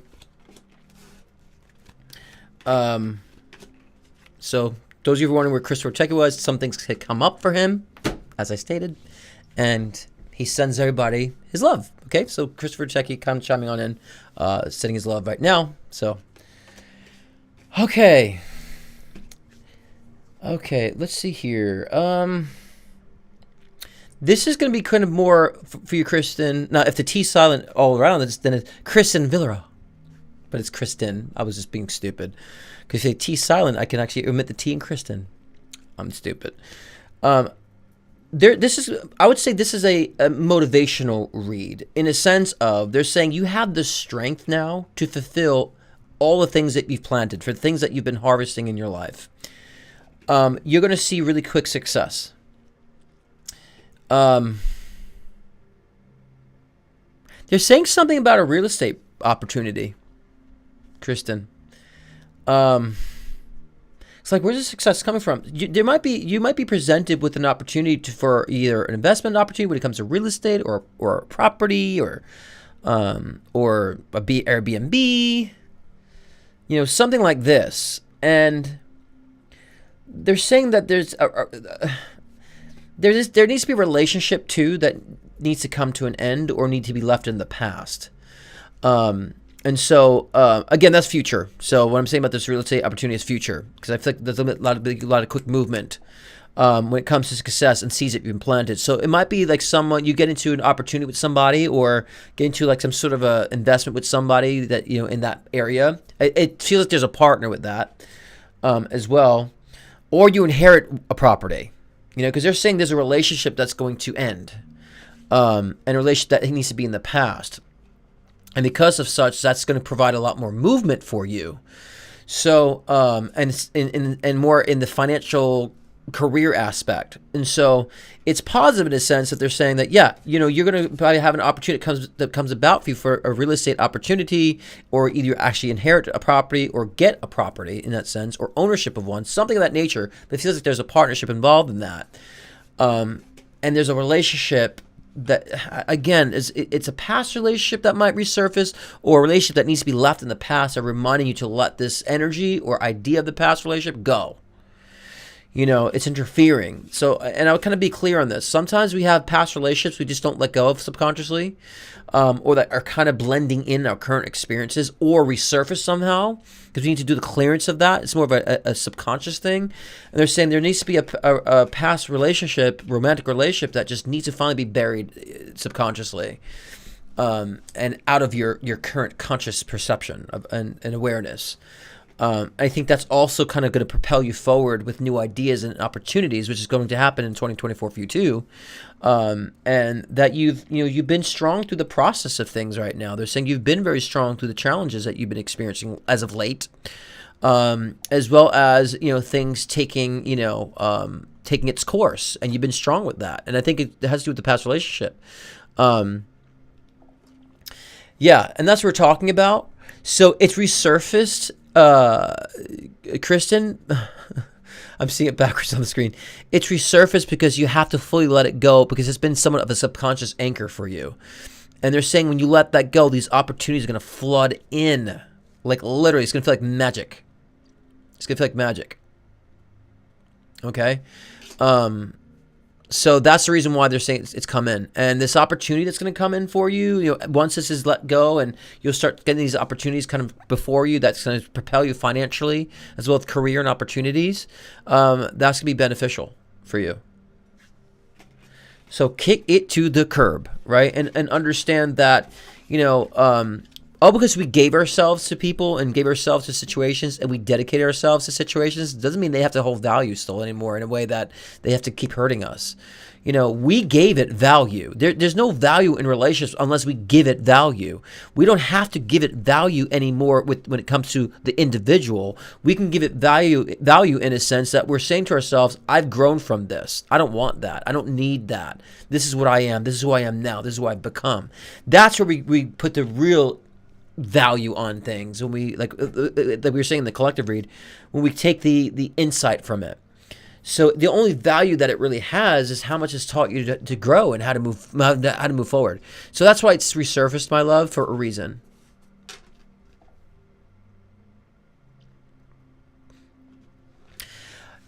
I'm not saying you're getting into real estate, Kristen. What I'm saying to you, a real estate opportunity will unfold. So you're not like going to be in real estate. You'll have a real estate opportunity. Big difference, right? So like I said, maybe you get into a partnership with someone and you do an Airbnb, or you do get some sort of a opportunity to invest in property, or you get a property. It's not like your main career, but an opportunity in that aspect shows up, is what I'm saying. The writing thing, I'm sure we've talked about this before too, about the writing. That's something you should always be doing. Okay? Yeah. That's why. And I said, if you watched the last collective read to my last live, we talked about past relationships resurfacing, is that it's a good thing. Because it's saying that, okay, you're ready to move on.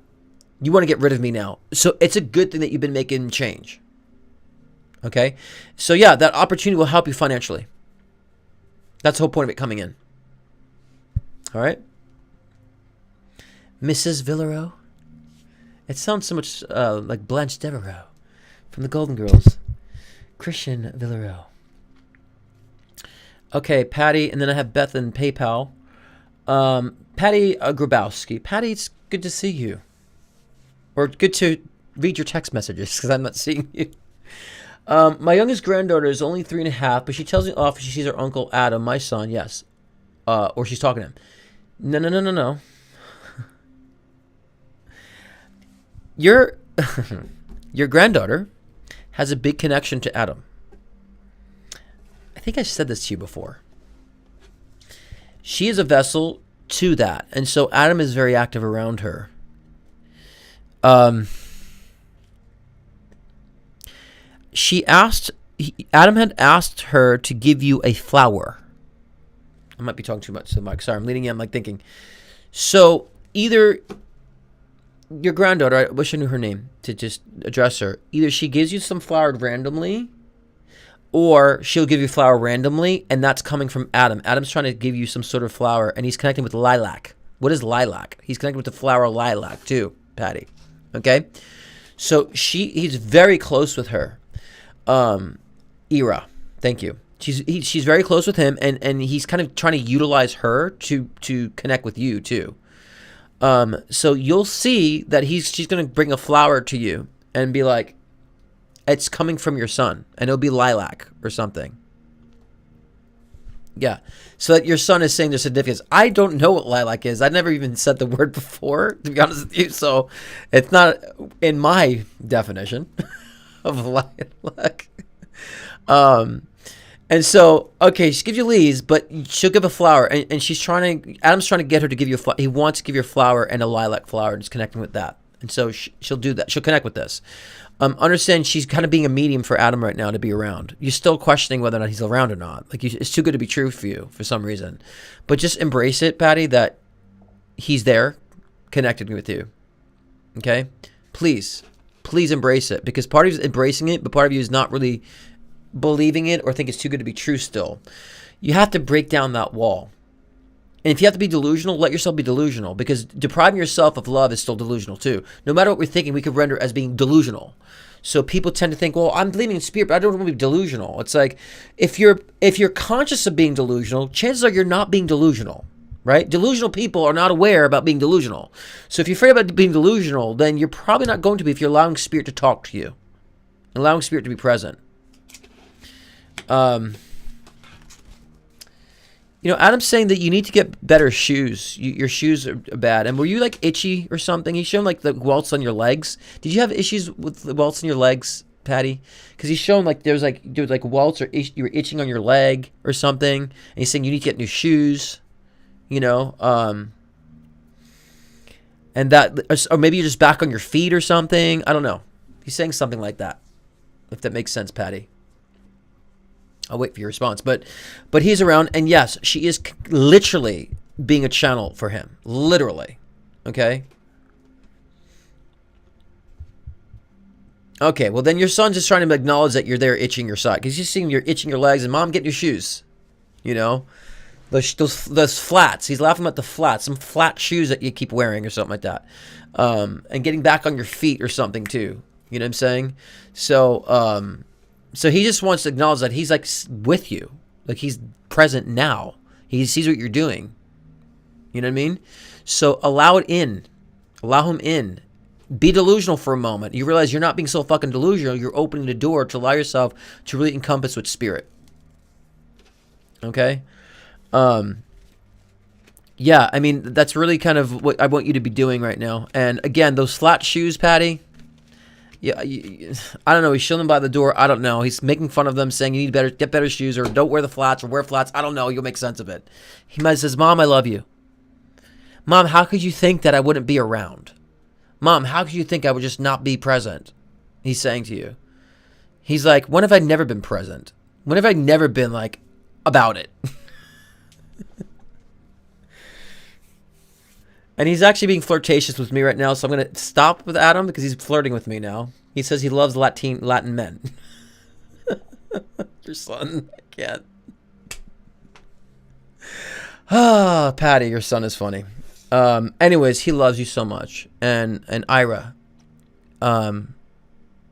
he's saying that Ira is kind of the easiest channel right now to get through. Okay? He loves you. All right, Sydney, Beth LeSueur, I still got you, honey. We're on your way. We're almost there to you. Okay. Okay, Sydney, Aaron, Scott, can you vibe check my kiddos? Both are young, boy and girl. Anything I need to know? Thank you for Sydney. We'll go on the boy and the girl, real quick. He says something very crude to me. He goes, I'll say it because we're all crass here anyways. We have, and based on last live, that sense of humor that was going on in the last live, I think we're pretty good on being crass here. But your son's like, and I get to channel through this one. I get to be through this. So he was very crass. And I'm like, Adam, seriously? Like, you know, come on, man. But obviously you have a sense of humor that way too. But he definitely loves my bald head. He's saying he loves Latin men. So I'm like, all right, well, thank you for, you know, acknowledging my insecurity. So he's making me kind of a little blush. So obviously your son's flirtatious. He must have been flirtatious and physical. And not shy on being flirty, clearly. So thank you, Adam. I appreciate you on this. So all right, sorry, Sydney. Let me get back to you.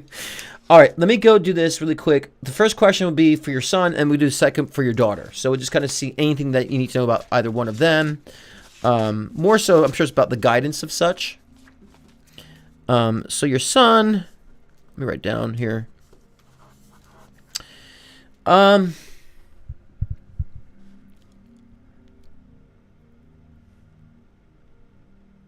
don't think your son's getting enough attention from his father. Or the right attention from his father. I feel like I think he's not being led by his dad. Sorry if I'm. I think he's not being led properly by the father energy. There's some sort of a competitive aspect with his dad for some reason. I don't know, or that will develop. I just get a very not balanced relationship with his dad. I don't know why. So you might want to kind of try to balance that out somehow. The father energy might be his father might be focusing on the wrong things, you know, and not really kind of guiding him the way he needs to be really guided. Yeah.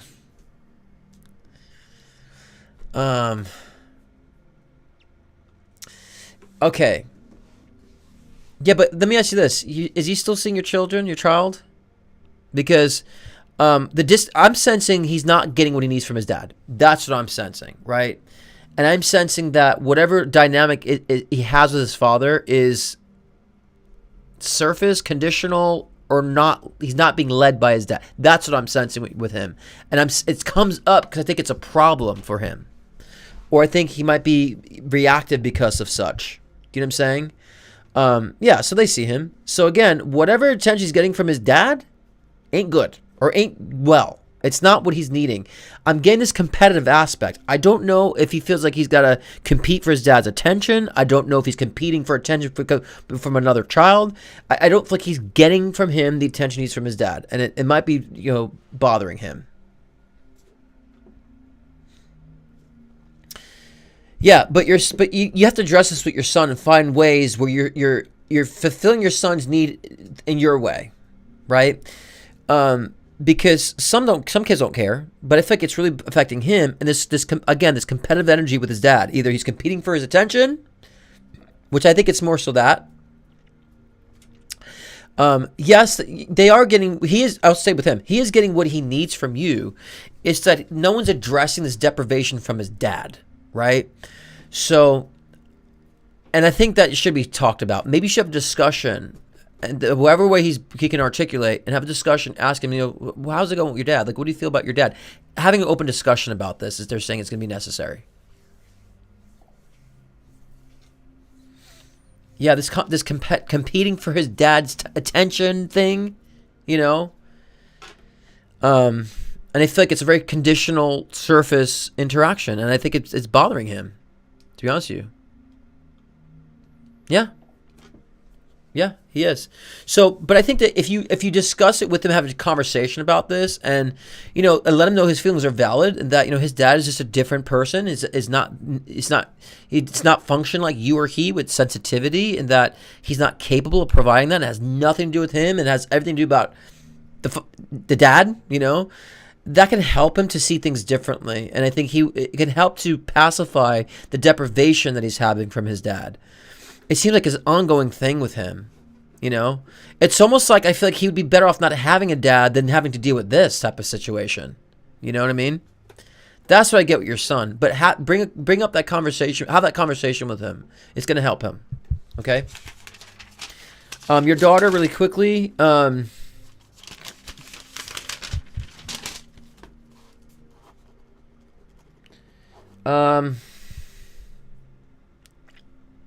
Can't bat my eyes when I'm doing this. I'm like, I just noticed I was blinking. I'm like batting my eyes.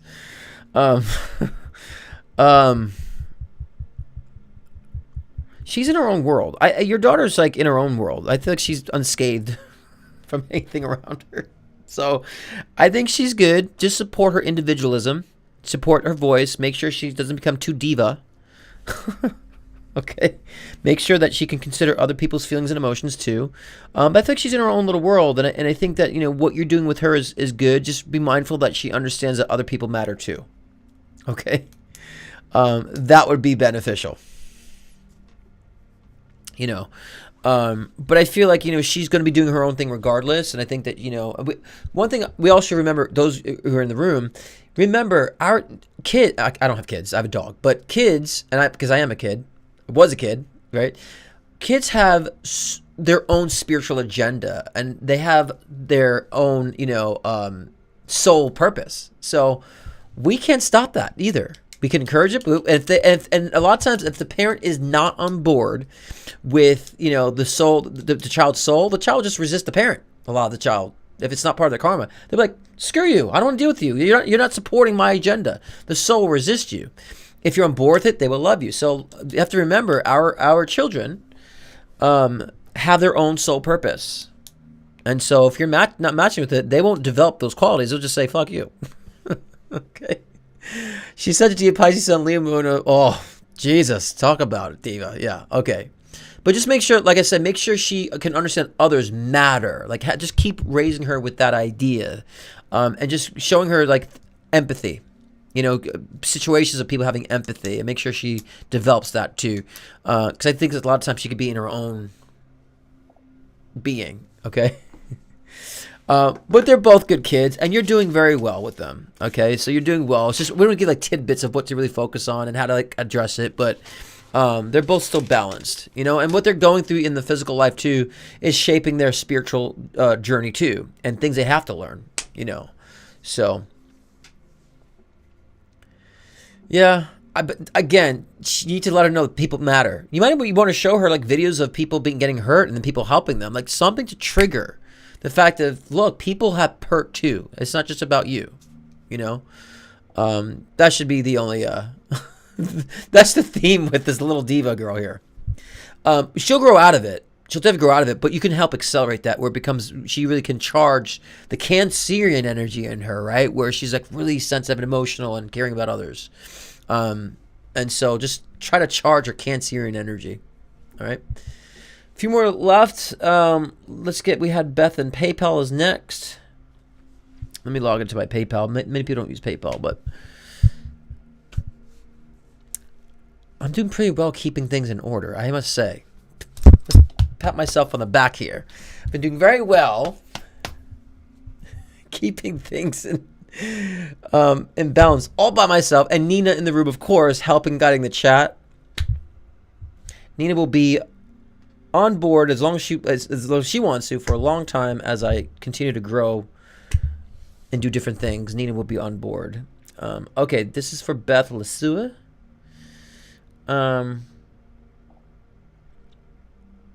Actually, we have Carla Toko for card pull. All right, Carla, thank you guys for waiting. Those of you who have been waiting, thank you very much. I know you guys are very kind and very patient and understanding. I appreciate all of you for that. I'm one person, and I'm trying to do the best I can to accommodate everybody. Hey, Ricardo, the Portuguese guy, eh? Bada bing. Is it Portuguese or pork and cheese? Both things. They're things I both love. I should put the laugh track on there with that cheesy joke I just made. All right, I'm just shuffling a card for Carla Tucko. Remember, guys, I'm not a tarot reader. I'm a psychic medium. I don't need tarot, but I use tarot for guidance of where to go. And situations like this are helpful. But I could throw the cards away and just tap on in. But for me, because I'm doing so many people at once, it just helps to guide me in a direction where to read. Then I take over on that. This card's like, talk about this, and I go into it. So just understand. Kian, you're amazing. You know, it's funny, Kian. I've been hearing people call me legend a lot lately. The past few months, and people saying legend. Is that are you guys being psychic too? Who knows? I appreciate it. I'm humbled by it. And I also found a shirt that says the Legends are born in 1982. So I appreciate that compliment. You're awesome. Wow. This is predictive. Carla. Jesus Christos. Wow. I'm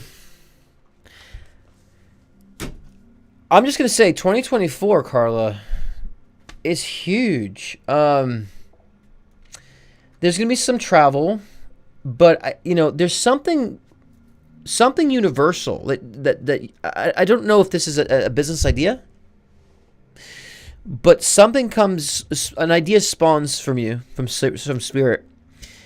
You're going to have probably one of the best financial years in 2024.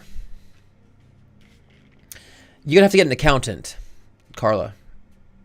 Some large sum of money is coming in unexpectedly. It's almost like I can't really say what it is.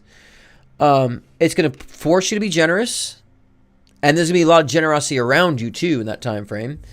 The Justice card comes in this, but I don't feel like it's a legality, but I feel like that you'll just need someone to help you with the legalities on this financial boost. I know a lot of people love this message, right? But I feel like you need that. So if you've been wondering about like some financial investments or something of that nature, they're saying, yes, there's going to be some sort of like universal connection that's going to generate large sums of income or money for you. And possibly more travel, and you'll need to get an accountant, or if you have one, get a new one to deal with this sum of money. And having everything in balance when it comes to legalities and financial legalities. Okay? And it's going to be a very generous year for you, both you being generous and those being generous with you. Okay? Big year for 2024, I must say, for you. I was kind of like, wow, the cards are coming right now, and just the energy that was hitting me, I feel like a dam is about to burst open for you. I mean, I hate to say this because it's so cliche, psychics saying lottery shit. I'm not about that, but people still win the lottery. I wouldn't be surprised if you hit the lottery. I wouldn't be surprised if you hit a jackpot on something. I wouldn't be surprised because I just feel like this energetic dam is opening for you, and all this is going to come flooding in for you. And there's, again, some universal idea that you connect with is going to be really great for you as well. So it's really positive, actually, predictive.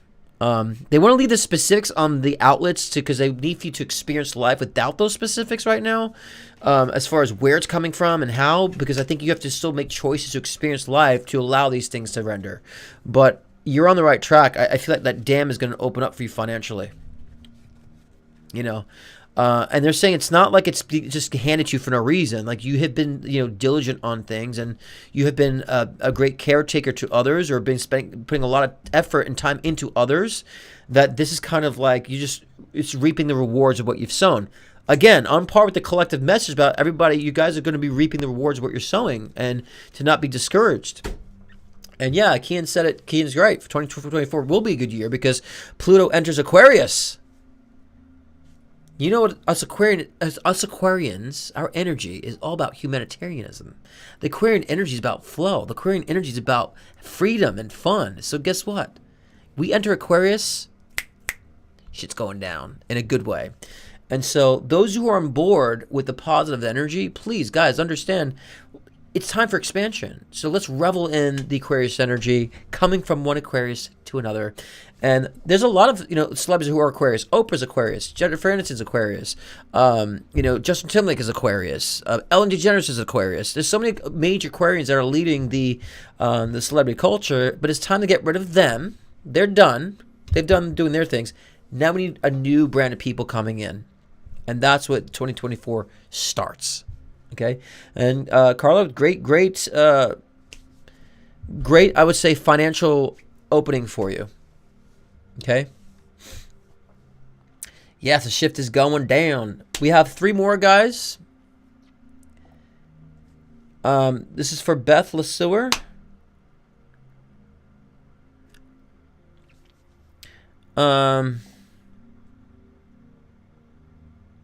Okay, Beth says, will everything go well if I have a half facelift? I still have depression from getting hit in the nose back in May, and I would need the max lift to go well, and I would like it a lot. Well, if you decide to have the surgery, it'll be fine, but it's not going to cure your depression. You have to let go of the circumstances that created the physical, I would say, disalignment. So, sure, I think that you'll align with the process, but it's not going to cure the depression. You have to let go of the circumstances that happened. So this way, when you get the repair done, then you're not contingent that the repair is going to make you feel better. So please be aware that the repairs will not be the one that makes you feel better if you still have depression or you're still focusing on the circumstances that have transpired, especially with the relationship that I'm sensing that created this. The relationship that created this fragmentation in your life, the relationship that created this, uncertainty and, I would say amplified the insecurity. I feel like you were chasing somebody, that just wasn't, committing and impulsive, right? So that energy, you can get the repair done, but if you're still focusing in that way, that's not going to fix the feeling that we're just talking about, that relationship created or at least ignited that was already there. So you got to summon the intellect within you, or excuse me, the security within yourself, to say that you're going to move forward either way and be good with whatever it is. It's the live reading that we've had, or it's a collective reading that we had in the beginning of the session that you need to kind of rewatch, because that's for you, and about not just engaging with things recklessly just because you're not getting what you want at the current time frame. That's not what you do. So again, don't make this facelift reckless in a sense of that you're doing it to make yourself feel better. You can do it to repair something, but you have to make yourself feel better by changing your behavior. I have to call out the obvious, and that's simple. I would say a simple psychological perspective on that. But we have a brain too. We have psychology too. We're not just a soul. We got to work with our psychology as well and be rational and realistic. So sure, it will repair things and you might feel better physically, but it's not going to change the depression and what we were saying before about the relationship that you need to maneuver from and develop that internal value for self so you change the behavior, and that will change the depression aspect. You think you're having depression because of the nose. That's not where it's coming from. The depression is coming from the emotional. And then of course you amplify that by looking at the issue of the nose that's being amplified too. So the facelifts would be fine, but again, I wouldn't let that be the reason for that. That's gonna make me feel better. No. You will make yourself feel better. You can make yourself feel better before you get the facelift and say, hey, it looks better now. I repaired it. It looks better for me. So. And we have 2 more, right? Let me see here. Oh God, my back. Let me switch this energy around. Thank you, Patty. Okay, we have Rachel Ella next. What's the question, Rachel?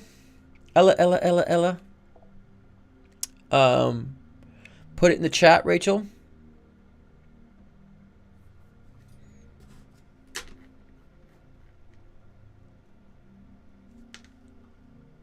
Who's I'm not depressed with me. Is that you, Beth, there? Because you said about being depressed about something. Beth, is that you, Beth? Is Kean Golding, is that you, Beth? Because that's who I was reading.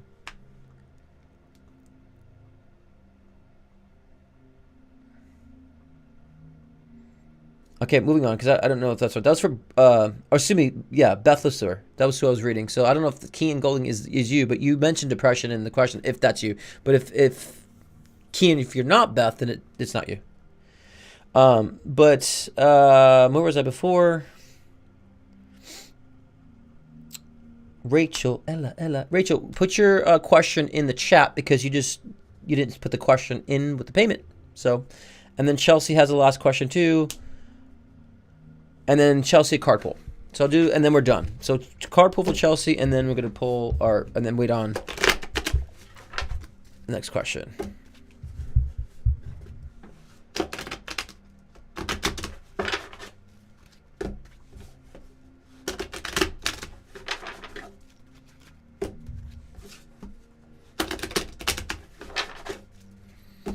Okay, for Chelsea.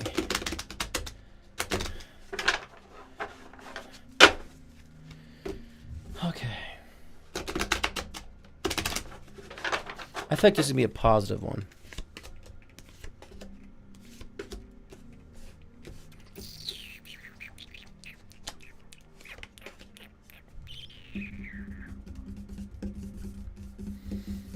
They're saying that you're making, Chelsea, they're saying you're making more rational decisions. They're saying, and I think this is a carry on from the last message that we had with you, that you are saying, you know what, I'm going to live for my happiness, not for conditions. You made a decision to do that. Even if you live with the conditions for a little bit of time, that's okay. They're saying there's been a shift in your energy in that regard, and it's good. Which means that things will start coming in your favor more so. You have the resources that you need, you're utilizing that, but you're starting to realize you don't need so much anymore. You're realizing that not everything is about money, right? Not everything's money focused. You're realizing that, you know, at the same time, you do want to be free with what you have and not be so, you know, tightly wound with everything. So it's actually really, really positive that you made a kind of a change. They're saying you've changed your intellect a little bit on that, which is going to help you. Not that you have to deny money. Not that you have to say money's not important. Not that you have to say you don't want to hold on to things. It's you're getting yourself out of that, I would say, habitual pattern mentally. Okay? And I think that's really the reason here that's going to bring more change for you and more clarity. So you're going to see more of that clarity, and you're going to see yourself focusing more on what's important to you and still getting what you want at the same time. So they're saying finally there's been this shift and change of mentality, saying, you know what, fuck it all. I don't need anything. I don't need all this anymore. Like, I really need to focus on what's really important to me, and that's it. That's what I'm going to do. I'm tired of this flux, right?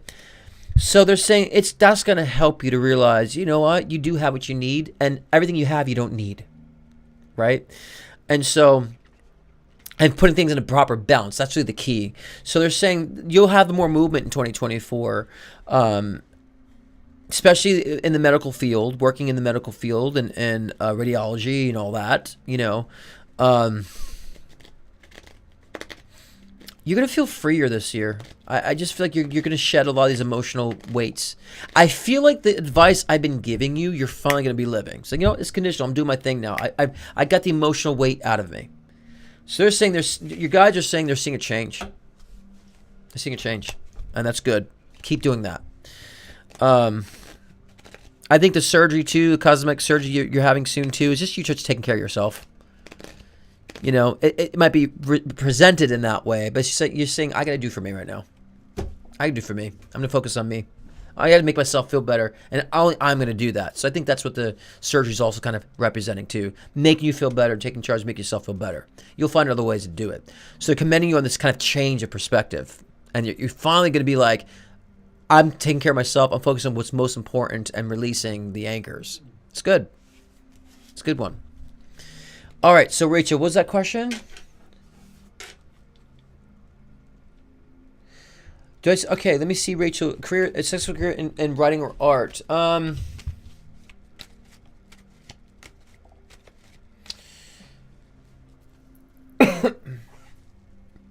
me see.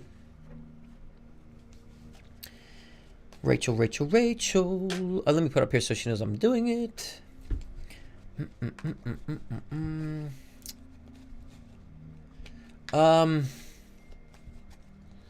Connecting visuals and writing.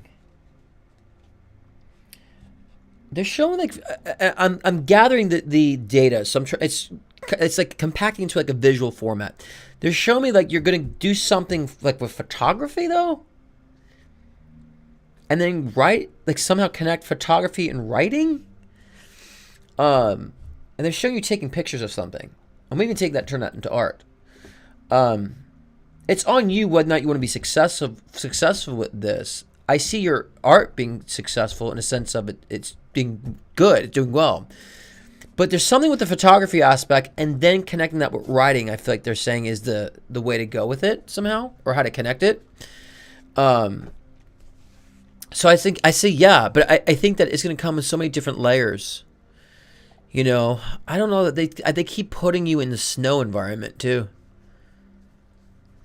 I don't know if you'll have a connection to Alaska. This is weird, random. There's something with the snow environment and the glacier and like Antarctica and all that stuff.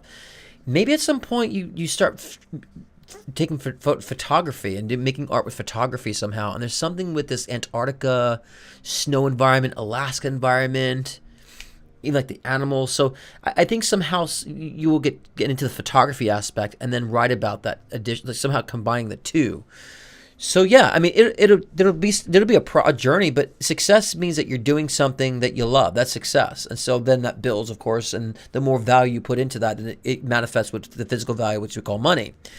So yeah, they're just saying just be open with how things will maneuver. Something very important, significant with the photography aspect of things, or taking the pictures and turn that into some sort of writing or art in that sense. They're saying, and to go with that, they're saying you're a visionary. So it's all about the vision for you and with you. So I think if you get a vision of a picture and then you can write about it, it's something of that format, and that's going to lead you to your success. Okay. All right. Hope you heard that, Rachel. Hope that makes sense. If it doesn't, it will make sense in the future. And let me see what my need is. My Nina, my mama, is saying. Missed question from Rashida. Oh, did I miss a question from Rashida? Let me see. I'm sorry, guys. I'm just exhausted. I'm sorry if I've been overlooking things. Let me see if I missed from Rashida. I did. I'm so sorry, Rashida. Okay, question. This is the last question. Any spiritual insight regarding shedding and limiting my PTSD? That's a long process on this one. Sorry, Rashida, if I overlooked it. Sometimes all this becomes a blur, so I apologize. But we're getting to it.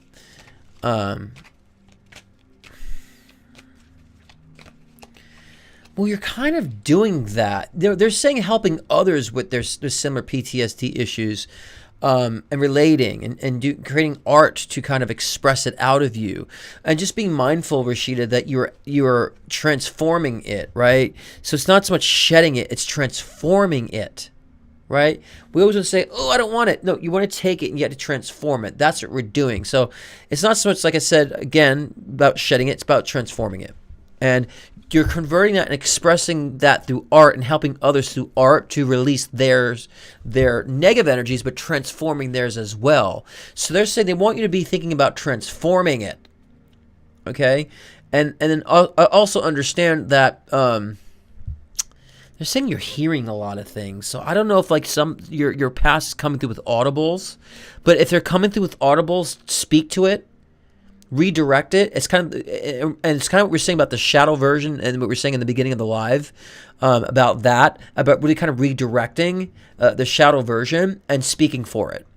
So I don't know. You must be hearing a lot coming in your ears. You must be very clairaudient when it comes to certain things of your past. And so just redirect those voices in a sense of saying, no, we're saying this is what we were thinking. And expressing that through any type of creative art that I know that you're doing, and helping others to enlighten themselves. As you grow and as you help others grow, you're growing in the process too. So just remember, it's about transforming, okay? And that's going to help you to really understand the essence of the PTSD and what you can do to transform that. But they understand we will always have triggers. It's how we deal with the triggers. We have things that are embedded in our soul. They're experiences. So you could be over a past relationship, so like, ugh, he makes me my skin crawl. That's okay, right? That's fine. Again, all because we grow doesn't mean we lose disdain to things. And so, the more we grow, the more disdain we'll have to things that are not good. I mean, the more we grow, we'll find people who treat people horribly. We have a disdain to that. And the more we grow, we realize how, people are abusing children. We have a disdain to that. Just because we're growing and becoming more powerful doesn't mean we lose that disdain. So it's okay to have disdain to things we don't like or things of our past. We just want to transform it. Okay, a lot of the PTSD, and I've, based off my traumas, I have a lot of experience in that because of my traumas that I have overcome, and a lot of you guys know my story, is that I was able to transform it into a power, and not allowing the PTSD to be a dominant factor, the shadow version of myself to be dictating what I feel, how I should be maneuvering around life. So again, you can call it PTSD, you can call it ego, you can call it shadow, same stuff. It's the same energy, but the goal is to transform that and to accept it and to embrace those experiences that we've chosen to incarnate to experience for the soul growth and evolution, and transform that and turn it into, and when you turn it into an art or become creative with it, that is another form of healing. And it also kind of really emphasize the healing process. That's wonderful. So keep doing that. Keep talking to yourself. Keep doing that. And so maybe you can keep listening to yourself. You're probably hearing yourself saying a lot. So, your inner feeling has a voice, and so that's good if you're talking to yourself a lot, but you're also speaking to yourself too. So when you're talking to yourself, that does mean that you're listening to yourself too, that you're hearing yourself speak, which is good. Okay? All right. Yes, I wasn't going to get into the specific of that, Rashida, because it's just, it's a simple question, but, the traumas that we experience, we have to understand we are going to create the opposite of such and create a different life because of that. Okay? All right, guys, it's been a wonderful Thursday Night Live, longer than usual. Once again, a very intimate but very strong, powerful crowd. I appreciate every single one of you guys. Guys, share these lives with people that you know, people who are interested in getting readings done or want another perspective. Have your friends hop on in. We want to keep building this great community here of people. And those of you who from Serious Joy, I'm glad to have you guys on board too. It's wonderful. So I'm here every Thursday, and thankfully there is no holiday. Christmas does not interfere with any Thursday, so I will be here for next Thursday and the previous Thursday. I actually had a different background too, where I was going to add a Christmas tree.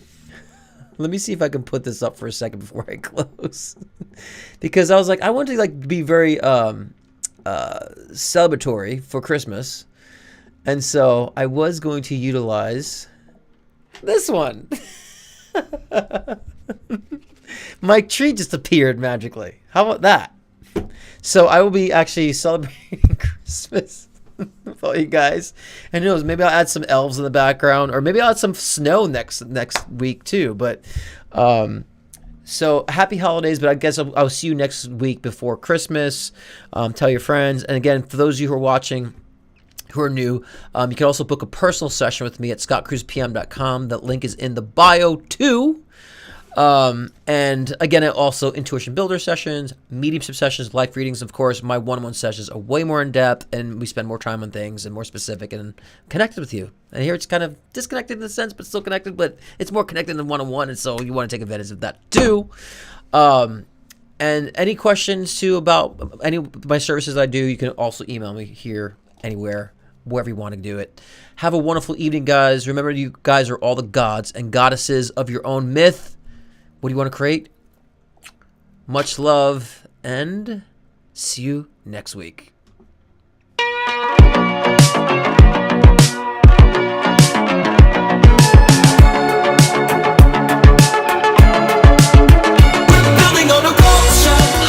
He's talking about like a Devin or David. David is his name.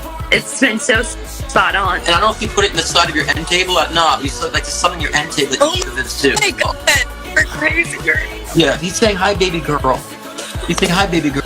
And is there significance with like image of a rose at all? He would Does that make always sense? give me a rose. Okay, so he's like doing one now. He's saying to work with some sort of like vibrational machine, somehow a way to work with like machinery and vibration. I work with horses, and there's actually some magnawave therapy that's vibrational. Tell me something that he told you that came true. Everything he's predicted has come true. I just don't see it. So he doesn't have cancer? It's very possible. Allow yourself to hear yourself. Allow yourself to feel yourself. Allow yourself to talk to yourself. Allow yourself to respond to yourself. That's looking within. You might encounter negative aspects of self, but that's a freeing experience. Because then they start realizing that they can't think outside the box. And I said, if you can't think outside the box, then who's the stupid one here? There's a reason why we're on this timeline. There's a reason why we've chosen to be in this awakening. I say we're going through a spiritual awakening. So I don't just come out here and talk bull and repeat. I'm living this stuff. In